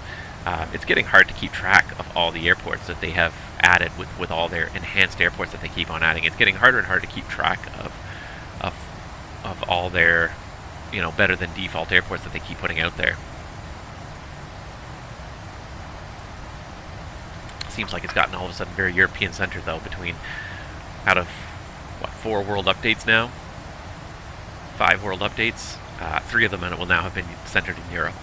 Which there's a lot of detail and there's a lot of flying that goes on in Europe, but I feel like Canada could use an update. There's certain areas of Canada that are perhaps a little bit underdone, and definitely there are some airports in Canada that could use some better rendering. But there's other continents that haven't been covered at all. You know, there's never been an update. There haven't been any updates yet for South America, for Africa, or Australia is another one that it's really popular. There's a lot of flight simmers down there, and there hasn't been a world update for Australia, so I'm surprised that they're really kind of focusing in so much on Europe over and over and over again. And you know, at least Asia, they had a Japan update, so there was at least one update there. But yeah, there's been nothing in Australia, Africa, nothing in the Southern Hemisphere. It's all been Northern Hemisphere updates thus far. So I think that they could maybe diversify their offerings a little bit there. The one thing, though, that they did announce along with that next update is that there is a new airplane coming to the sim. Not for a while, but the ATR-42 is coming to the sim. They announced that as well. I think they didn't give a date. It sounded like it's kind of on the order of like a year. It's not coming soon.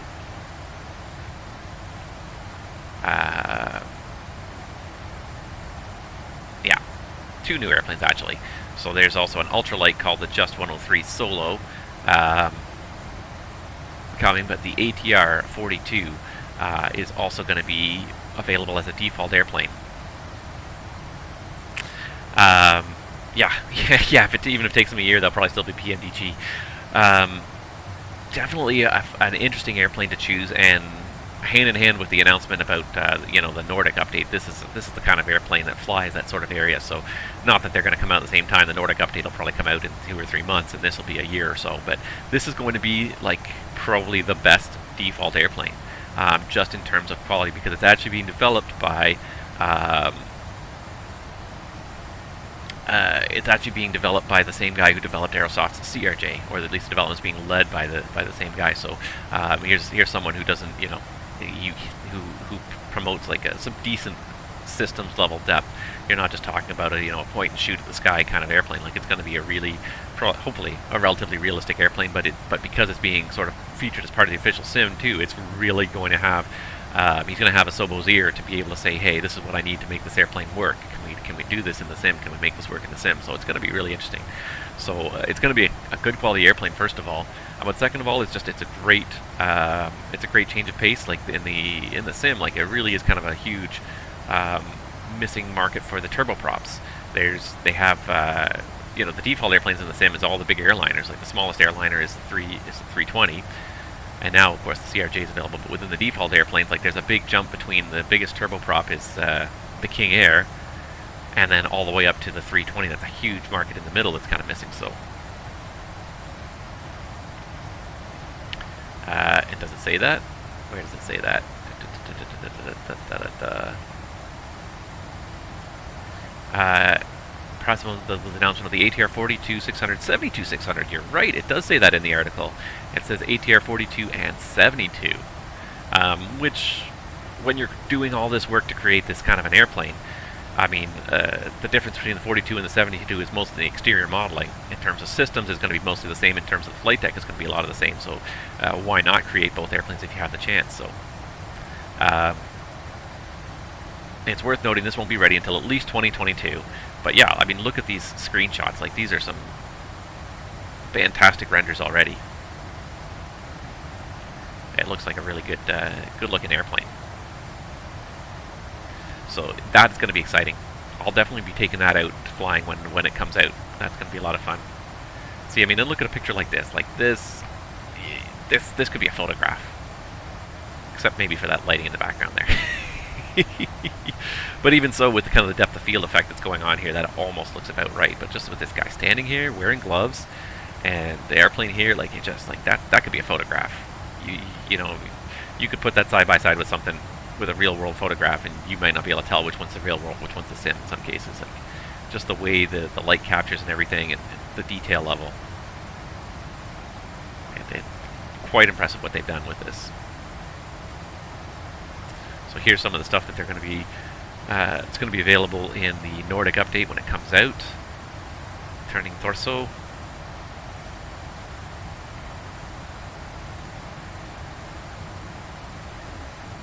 Lots of good stuff there. And then, yeah, there's also going to be an ultralight here. Just 103 Solo here. Just this little tiny ultralight, but it'd be a lot of fun for just kind of bombing around certain scenic areas. You can get down low and slow and really explore some of these valleys. Get nice and close in there, just like the Piper Cub. The Piper Cub's a fun airplane to fly. Oh, this is actually, no, is this official? So this is actually going to be a $10 DLC, which makes me question then.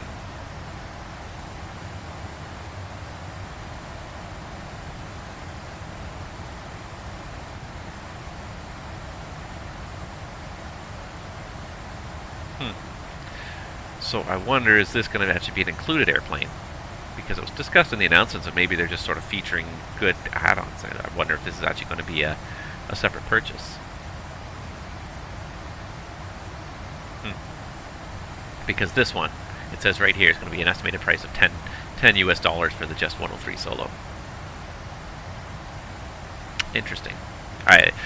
Sometimes you really got to read these things carefully to really get all the information. Sometimes these news articles, you sort of skim through them so quickly, you miss you miss important little details like that. Like, oh, the add-on airplanes may actually cost additional money.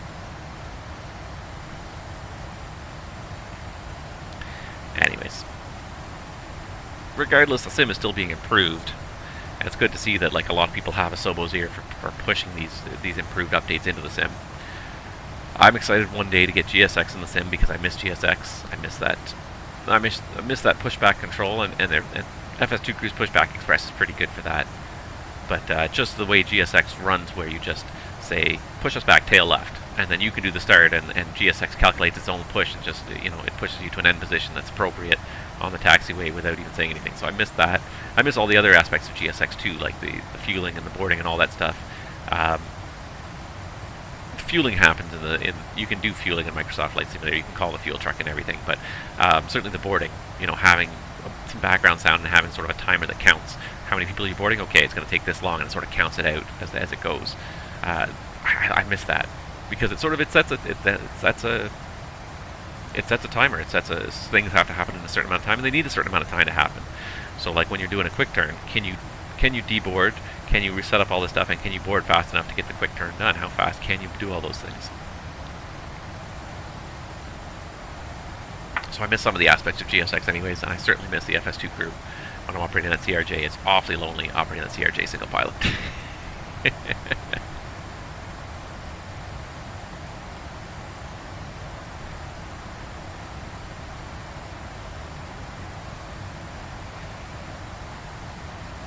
I think that's about it from the flight sim perspective. I don't see too much other news. It's been kind of quiet lately. I think developers are all working diligently behind the scenes, working on stuff, but nothing new. The Aerosoft CRJ was the big thing for a while there, and it really did catch on. They must have sold a lot of copies because just working VATSIM, you see CRJs flying everywhere all the time now.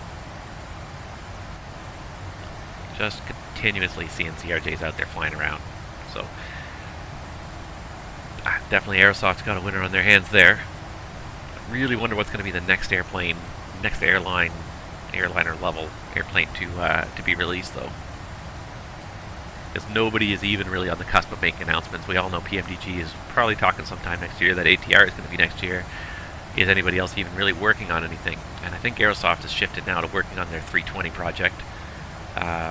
Now that the CRJ has launched, they've been able to shift their resources to the 320 project, but that, again, that's going to be a long project as well. The biggest thing, probably, and the best thing is the FlyByWire A320, which is slowly evolving in front of our eyes at this point. The one neat thing about it is that it was version 0.6 released last week, I think, and with version 0.6 it marks an important change with the FlyByWire A320 in that it has been permanently forked now from the default 320. So now it appears in your sim as a separate aircraft. It's no longer layered on top of the default A320. It's still the original coding on and modeling and everything in it is based on that default 320, but it's now been completely separated from the default 320, and it's now its own complete standalone product. Obviously done with permission and licensing from Microsoft and everything, but they've taken that product and they've made it a completely separate independent aircraft. So in your sim you'll actually see the default 320 and then the FlyByWire 320 listed next to each other.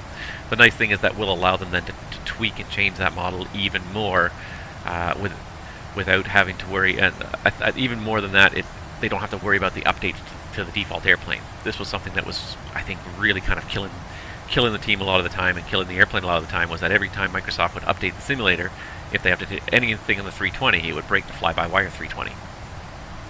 And then the FlyByWire 320 wouldn't work for a couple days until the guys got on it. They investigated what changed, what happened, made some tweaks to their aircraft to push an update. So every single time the sim got updated, they lost that ability. And you don't even have the ability to opt out of updates, as far as I can tell. If there's an update available, you have to download it before you can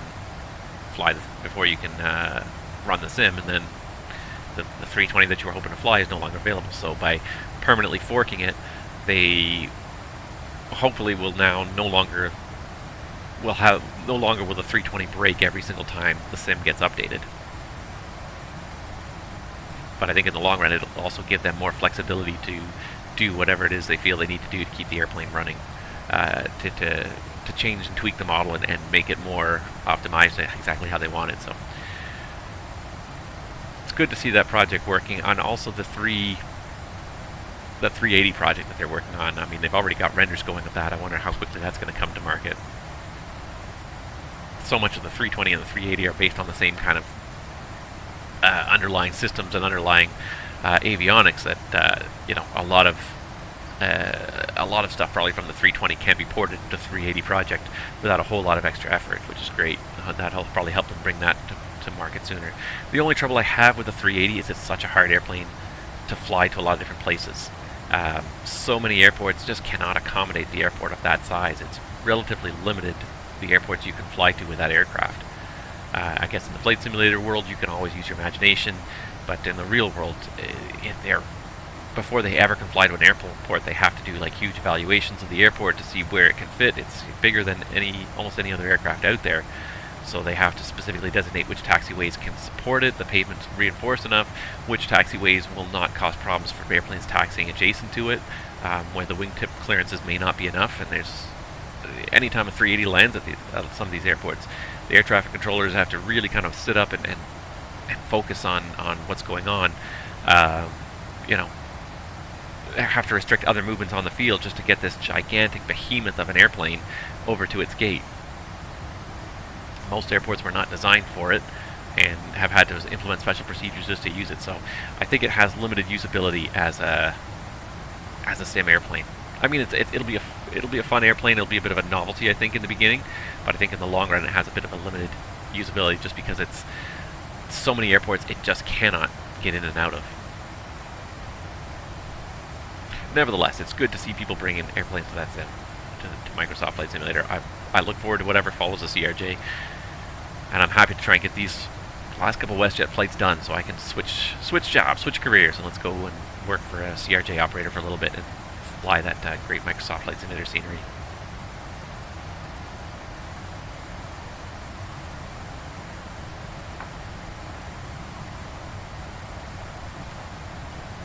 How are we doing here? Let's have a little update here. Alright, so we're down to about 3 hours to go here. Just a little over 3 hours, 3 hours and 15 minutes to go here. We are making good time. You know what I never did? I never did load in the winds. Let's do that really quickly here. Send for a wind request. Just see if that's going to adjust our arrival time anymore as well, because we got a bit of a tailwind here. I think it's going to be more or less steady at about 60 knots.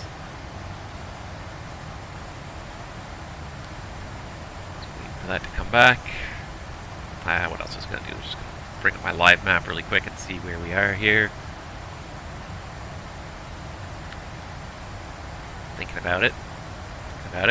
We've made some progress. We're somewhere over Oregon now. Still got a ways to go here, and still no ATC visible at all along our route, unfortunately. Bah humbug. Bah humbug. Okay, we got winds, so let's go ahead and load those up. And again, we got the progress page here, so 1811, 7.5. Let's execute this and see what happens. And it seems to keep pretty consistent, so I think the winds are going to be pretty consistent along the rest of our route. Didn't change that too much. While we're thinking about it, though, let's get that descent forecast. Click. There it goes. And we can throw that in there so we get a good top of descent planning here.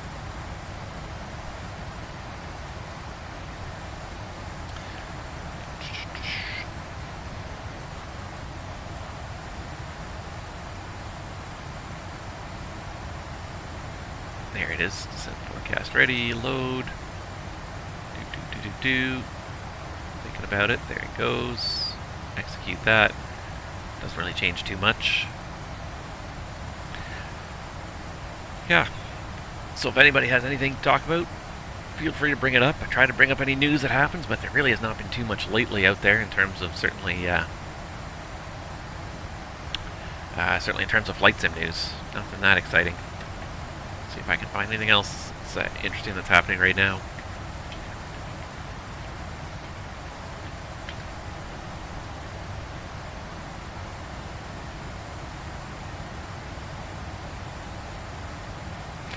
I guess it's something relevant to those of you that are interested in flight.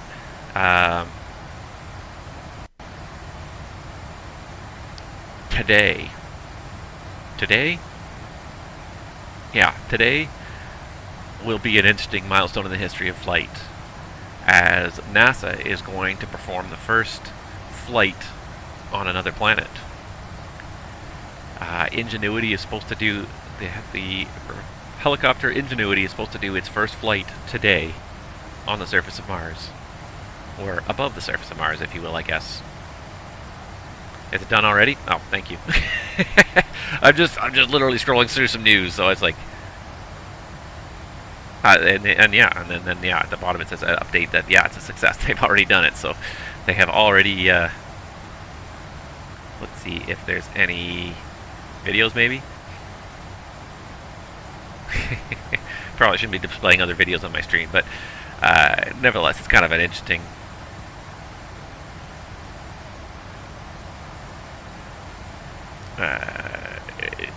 It's an interesting moment in history. Certainly, the first flight on another planet. It definitely was not a short period of time to get there. If they have any actual, was the rover close enough to take pictures of it as it happened? Just trying to see if there's anybody's got any actual video kind of the flying itself, like they have.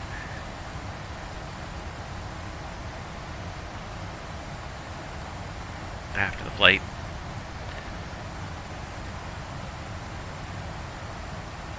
Yeah, they took a picture. Who knows how long? I guess it takes, what does it take? It takes like 11 minutes or something for a message to reach Earth from Mars or something like that. So yeah, so even if they'd finished it and they took a picture, they won't know. And that's the funny thing about this is not like a remote control. This is not like a, just remote control flying your drone directly. This is, the drone has to be independent because it takes 11 minutes for a signal to, for signals to reach Mars from Earth, even traveling at the speed of light. So it has to be completely independent. You just send it messages, sort of giving it an overall mission structure, but then it has to be able to independently execute the mission. Essentially, maybe not AI is the best word for it, but it has to be able to certainly operate independently with, be able to take off, recognize what's happening, and land itself without any direct human interference.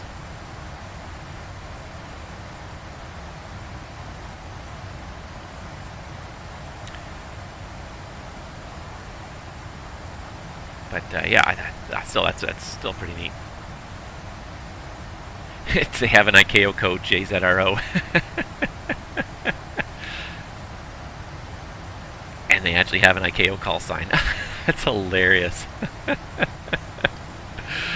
Oh, that's hilarious. IGY Ingenuity. Who knew? Those NASA guys are on it. The first foreign planet call sign. IGY. I wonder if that's going to be popular on VATSIM for a little while now that people know it.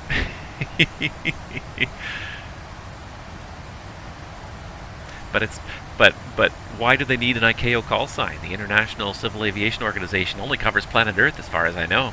Or is ICAO going to now be relabeled the Interplanetary Civil Aviation Organization?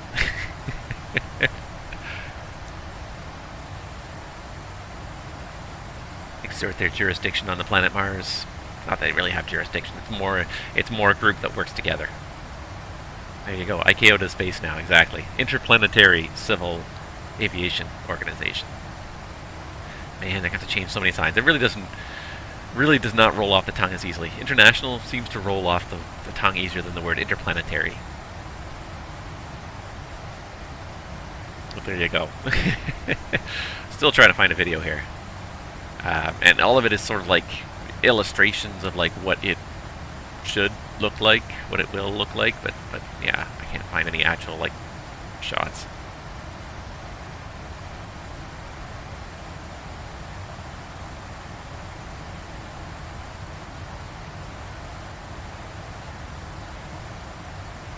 I mean, there's this, which is just sort of showing you testing the rotor blades. I mean, the one nice thing about flying on a planet that's smaller than Earth is that gravity is a lot less of a force that you have to deal with. So you can build an aircraft that is perhaps a little bit less powerful and still be able to lift it off. And there will be a post-flight briefing today, apparently at 1400 local time, which I guess would be about 1800 Zulu. So about the time we're getting ready to land in in Puerto Vallarta.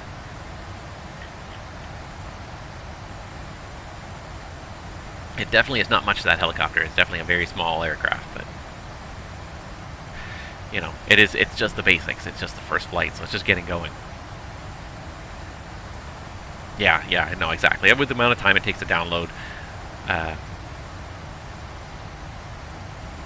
with the amount of time it takes to download even an image, yes, absolutely. It's going to take a little while to send video back, I guess you're right. Yeah, that's true. Yeah, with a less atmosphere, you're going to need more rotation to get the same amount of lift force as well. That's true. Phase 12. Has anyone made the has anyone made a space shuttle in flight simulator? I don't know that anybody's made the space shuttle. There was a space shuttle simulator program that was separate, though. This was quite a long time ago now. Because space flight is quite a bit different.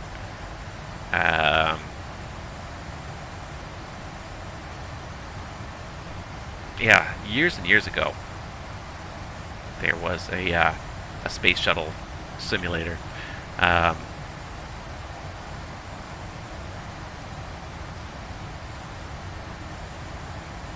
Yeah, I don't even know if you can get any more. Like you're talking like a long time.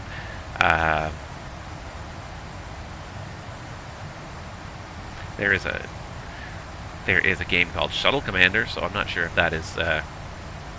But Kerbal Space Program is still going. Yeah, Kerbal Space Program's always fun. It's not necessarily perhaps hyper-realistic from the simulator of like you actually work all the knobs and everything, but certainly in terms of the physics and everything, it's quite realistic. I enjoy.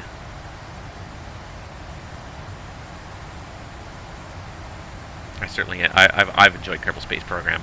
I've never quite been able to really build too many successful rockets. It's not easy.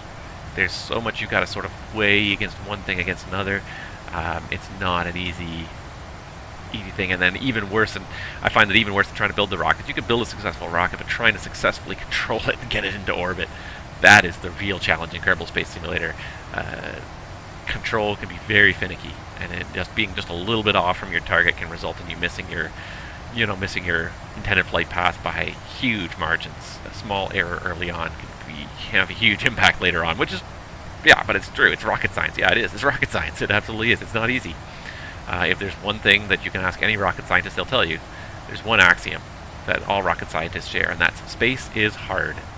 It is not easy to launch a rocket. It's very unforgiving of any mistakes, any errors, whether they be calculation errors, whether they just be simply tolerance errors. There's very little margin for error.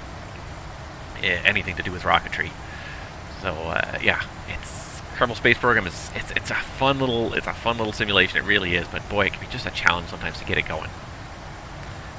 Like I said, just controlling the spacecraft, trying to get them into orbit successfully can be. It's such a small, narrow window you have to achieve. KSP2 is going to be multiplayer. Yeah, we'll blow up the Kerbals together. It would be interesting to be able to try and rendezvous two different spacecraft in orbit.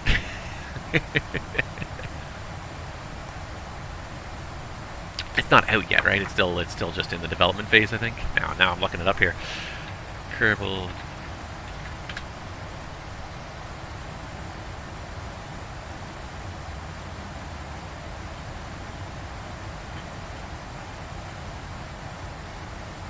Multiplayer launching 2022. So yeah, Kerbal Space Program 2 is not launching till next year. So yeah, so it's just in development still, which is fine. That's cool. You know, yeah, like that is a fun little program. It's way more challenging than you think. I mean, you can just try and put together a crude rocket and try and send it into orbit. But most of the time, you're going to fail if you haven't really thought things through. But I look upon it as like each launch is really a test.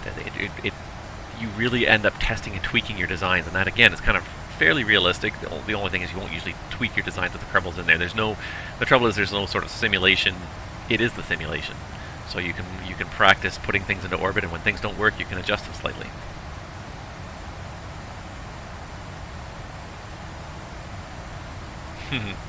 I never did get. I got into orbit a few times. I never did get much further than orbit. I never managed to get to any of the other planets. I really should get back into that. I don't think it's even installed on my computer anymore. I don't know, when I reinstalled Windows and everything else, I don't think it ever got installed again.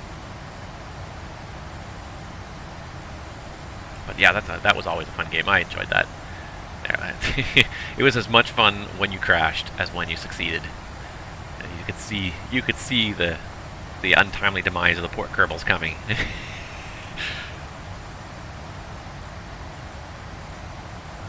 Yeah, I mean, and that's the thing. Like space travel always has been very experimental, and it still is. Like it's becoming more commonplace, but still, like anytime you launch a new vehicle, you're testing, and it's expensive to run the test. So you want the test to succeed. It's extremely expensive. Part of the reason why it's so expensive to go into space is because you're going to fail a bunch of times before you succeed. All right, let me just. What was I?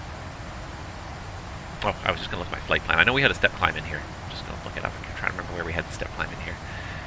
We have the step climb at Ahau, which is our next fix after Dursey. So still 320 miles. So still a little while. Okay, just trying to remember where we had that step climb.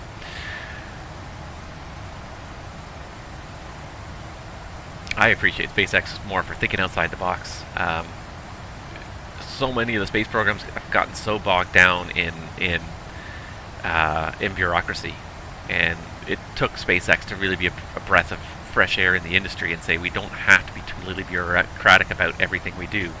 We can do some experiments, we can lose some rockets, you know, obviously we're not with people on board, but we can when we do unmanned tests, we can do unmanned tests and lose a rocket. It's not the end of the world, but especially if you're building them for a little bit less, using off-the-shelf components. I think the problem is, like, when the space program started, there were no components off the shelf that the space programs could use when they were first started. So the space programs very much fell into the we have to design and build everything ourselves mentality, and then that has pervaded to this date pretty much. Whereas with SpaceX, they looked at it and said, can we adapt what's available now commercially? You know, the SpaceX came along, 40 years after the space programs began. Can we take what's now been developed, commercially for other markets, for the aerospace industry, and can we adapt that to use in rocketry?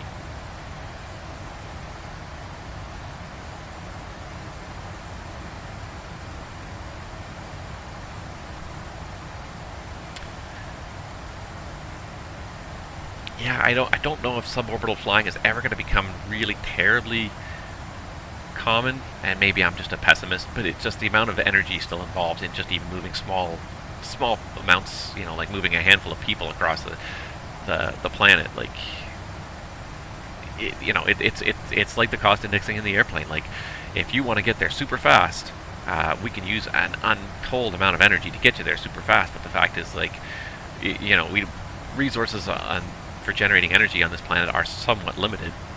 We have a lot of energy coming in from the sun, but we don't harness even fractions of it, and we don't have efficient ways to store enough energy to be able to transport people that quickly. So I just don't know that it's ever going to become totally as common as we would all like to dream it will be. I would love it to be very common.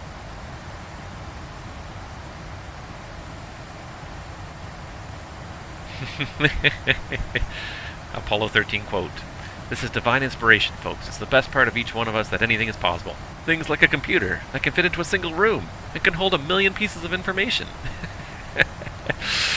As I look down at the computer under my desk that has several trillion pieces of information on it and fits under my desk. Yeah, obviously, yeah. Like, and that's the thing. It's like, and the space program really did jumpstart the entire computer industry. That they needed the computers to be able to perform the calculations, to be able to do orbital entries and exits. And without those computers, without NASA buying the chips like to the level that they did in the 1960s, Intel and the other companies would never have gotten to the point where they were with the development of the computers, because there's just simply such a press to develop them for the space program, and there was such demand for them for the space program.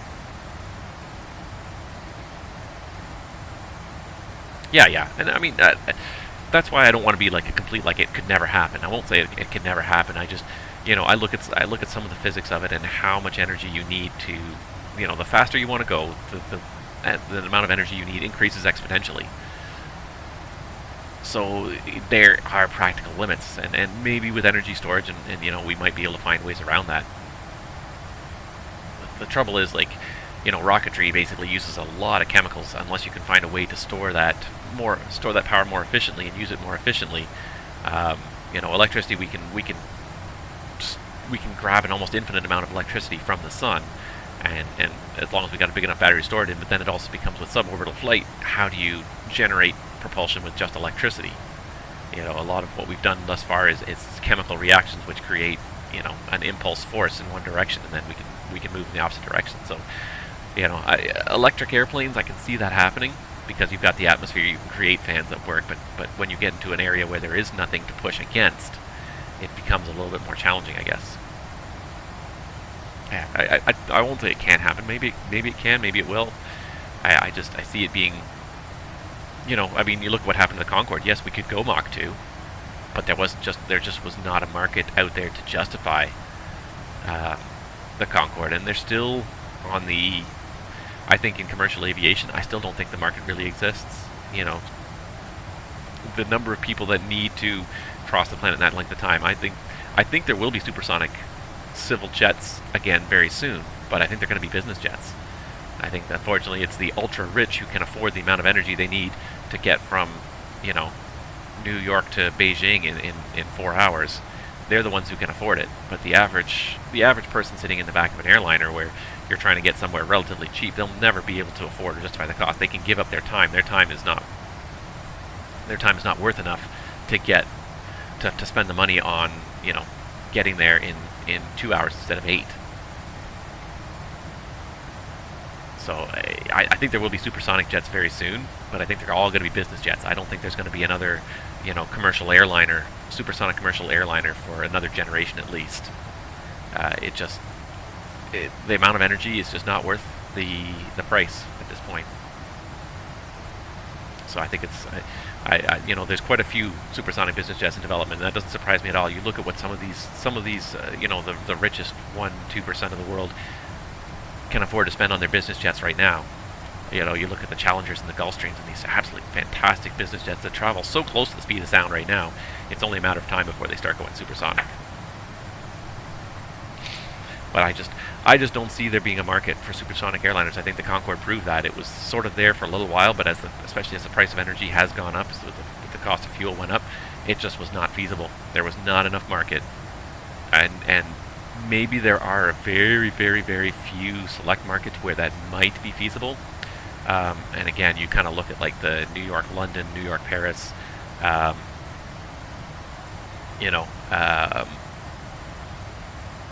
those sort of like very, very, very specific, a few very specific city pairs where there might be enough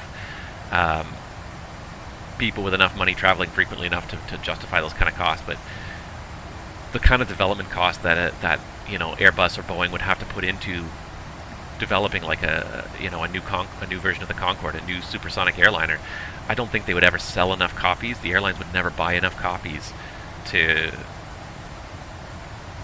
justify the development cost. I mean, look at the A380. I don't think it ever paid for its development cost. That's going to be one that's going to loom over Airbus for a long time now. That was one airplane that I don't think they ever got a return on their investment. They spent more money developing it than they ever made selling it because they just have not sold that many copies. And it's already out of production. The last one, I think, I don't know if it's rolled off the production line yet, but it's on the production line. Let's see here. Yeah, I think the last A380 has already rolled off the production line. Last month. Just actually March 19th, exactly 1 month ago, the last A380 rolled off the production line. And I don't think they ever got back their complete return on their investment developing that airplane. And so I see the same thing. Like, and the 380 was a big airplane, but a lot of it was a conventional airplane in a lot of senses. It was a subsonic airliner. So in a lot of senses, it was a pretty conventional airplane. A supersonic airplane, again, it's going to be very unconventional. Look at the Concorde when it was first developed. They did all sorts of crazy engineering just to make it work, because the Brits and the French, they wanted to get it out there. They wanted to get it on the market. They thought that they were competing with Boeing. They thought that Boeing was going to launch their own as well, and they never ended up reaching that point. And that was probably one of the smart decisions Boeing made, was to terminate their project because the market was just not there. How many Concords did they sell? 25, I think.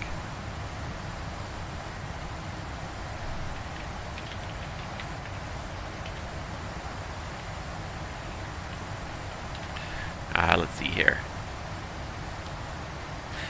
So Airbus built 254 A380s over the life of the project. And then the Concorde itself was 20. They built 20 aircraft, including 6 prototypes and development aircraft. That's it, 20. So that's, you know, the way the airline industry is structured, airlines would not want to spend the money they would need to justify the research and development program for a 20 aircraft fleet. That's another reason why I just don't see it happen. Unfortunately, I would love to see it, and I would love to fly the Concorde. I'm looking forward to it. I'm not going to probably get it into the P3D world, but I'm looking forward to the Concorde coming to Microsoft Flight Simulator, and I will probably get that airplane and take it out.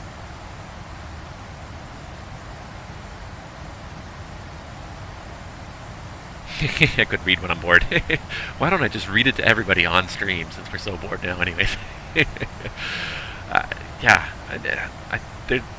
again, like, there's development, and I think certain things will happen where you can fly supersonic over land again, but just the amount of fuel you need to do it, the amount of energy you need to push through the sound barrier, does not make it really feasible for the average Joe traveler. It's just not going to happen. Joe or Jane traveler, I should try not to be gender biased in my terminology, but the average traveler just will not spend the money, you know. And there will be a few that will. I mean, you look at the first class sections and people will pay the first class fares, but is that enough to offset this development cost? And that's where I think the problem is the development cost of the supersonic airplane is just, it's too huge. And then you're going to have to get it into production, and with relatively low production numbers, because I don't think any airline's going to buy it in any great number, you're going to have a hard time offsetting the development cost. You're going to have to charge a lot per copy just to offset the development cost.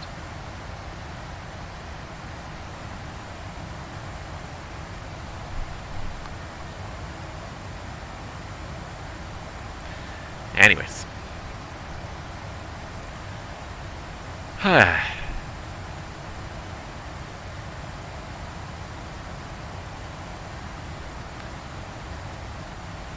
Let's see here what we got. We got about 5,000 pounds in the center tank.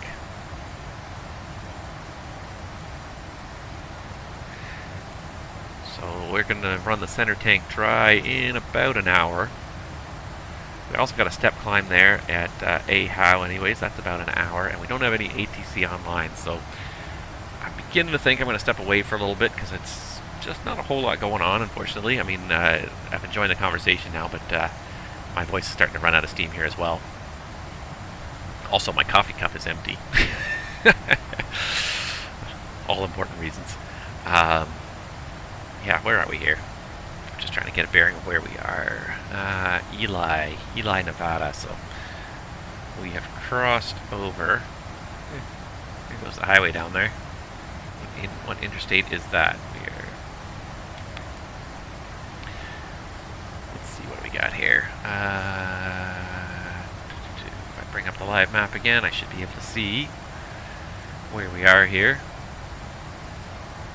If I zoom in a little bit, I can probably even see the interstate that we just crossed over. Empty coffee cup, are you mad? No ATC, did I take Travis with me? Yes. Travis, it's all your fault that there's no ATC. Here we are. So yeah, we're crossing over this interstate that goes over northern Nevada. I can't remember what it is. I'm not sure if I zoom in if I get a label or not, but if I go to a different, maybe Mapnik will tell me. Interstate 80, there we go. We just passed over Elko, Nevada, and that's Interstate 80. So Elko, Nevada was just off that side there. Try and pick up a better view here. Actually, that's fine. If we look from the engine, there you go. There's Elko, Nevada down there. Interstate 80 running through it, and there's the airport. Elko, Nevada, and Interstate 80 just keeps running west, and I'm pretty sure that goes west all the way to San Francisco. Probably about 300, 400 miles that direction. There goes Elko, Nevada. Very empty desert land here over Nevada. What they call one of those flyover states, I guess. See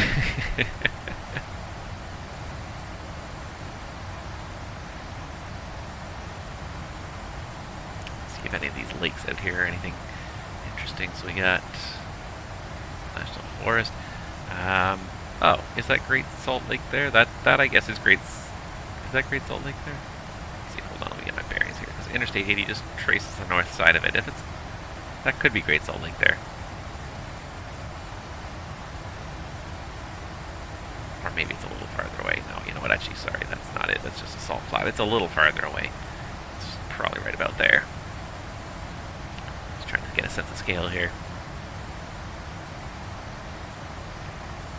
This lake up here, this looks like a dry lake bed up here.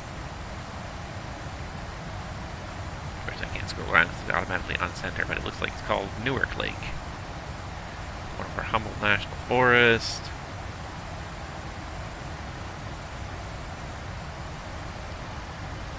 Not too much to look at out the window either. Oh well.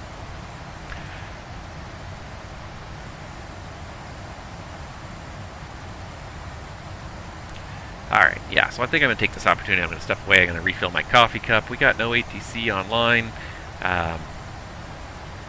Conversation's running a little dry, so I'll see if I can read that article and see if there's anything else interesting going on. But we'll be back in about an hour, because we're going to have to shut off those fuel pumps in about an hour. So we'll be back in about an hour for at least another little chat, see if anything happens. We still got, what do we got here? Still showing 18:11, it's 15:25, so we still got a little under 3 hours to go. So yeah, we'll step out right now. We'll probably plan to come back in about a little under an hour. We'll say probably by about 1600 we'll come back, and we'll step back in the flight deck, make sure those fuel pumps are off, see if there's any ATC around. So as always, guys, I appreciate you watching, appreciate the support, appreciate the conversations, and yeah, I'm going to give my voice a little rest here. But we will be back in about 45 minutes. I'm going to put 1610 on there, so hopefully no later than 1610 we'll be back in the flight deck, get those fuel pumps shut off, see if there's anything interesting going on, and if not, then we'll just carry on from there. So thank you guys so much for watching. If you come up with questions or anything you want to talk about, just throw it down in the chat. I will keep an eye on the chat, and in the meantime, yeah, stick with me, and we'll be in Puerto Vallarta in 3 hours. Woo! Come on, beach and sunshine.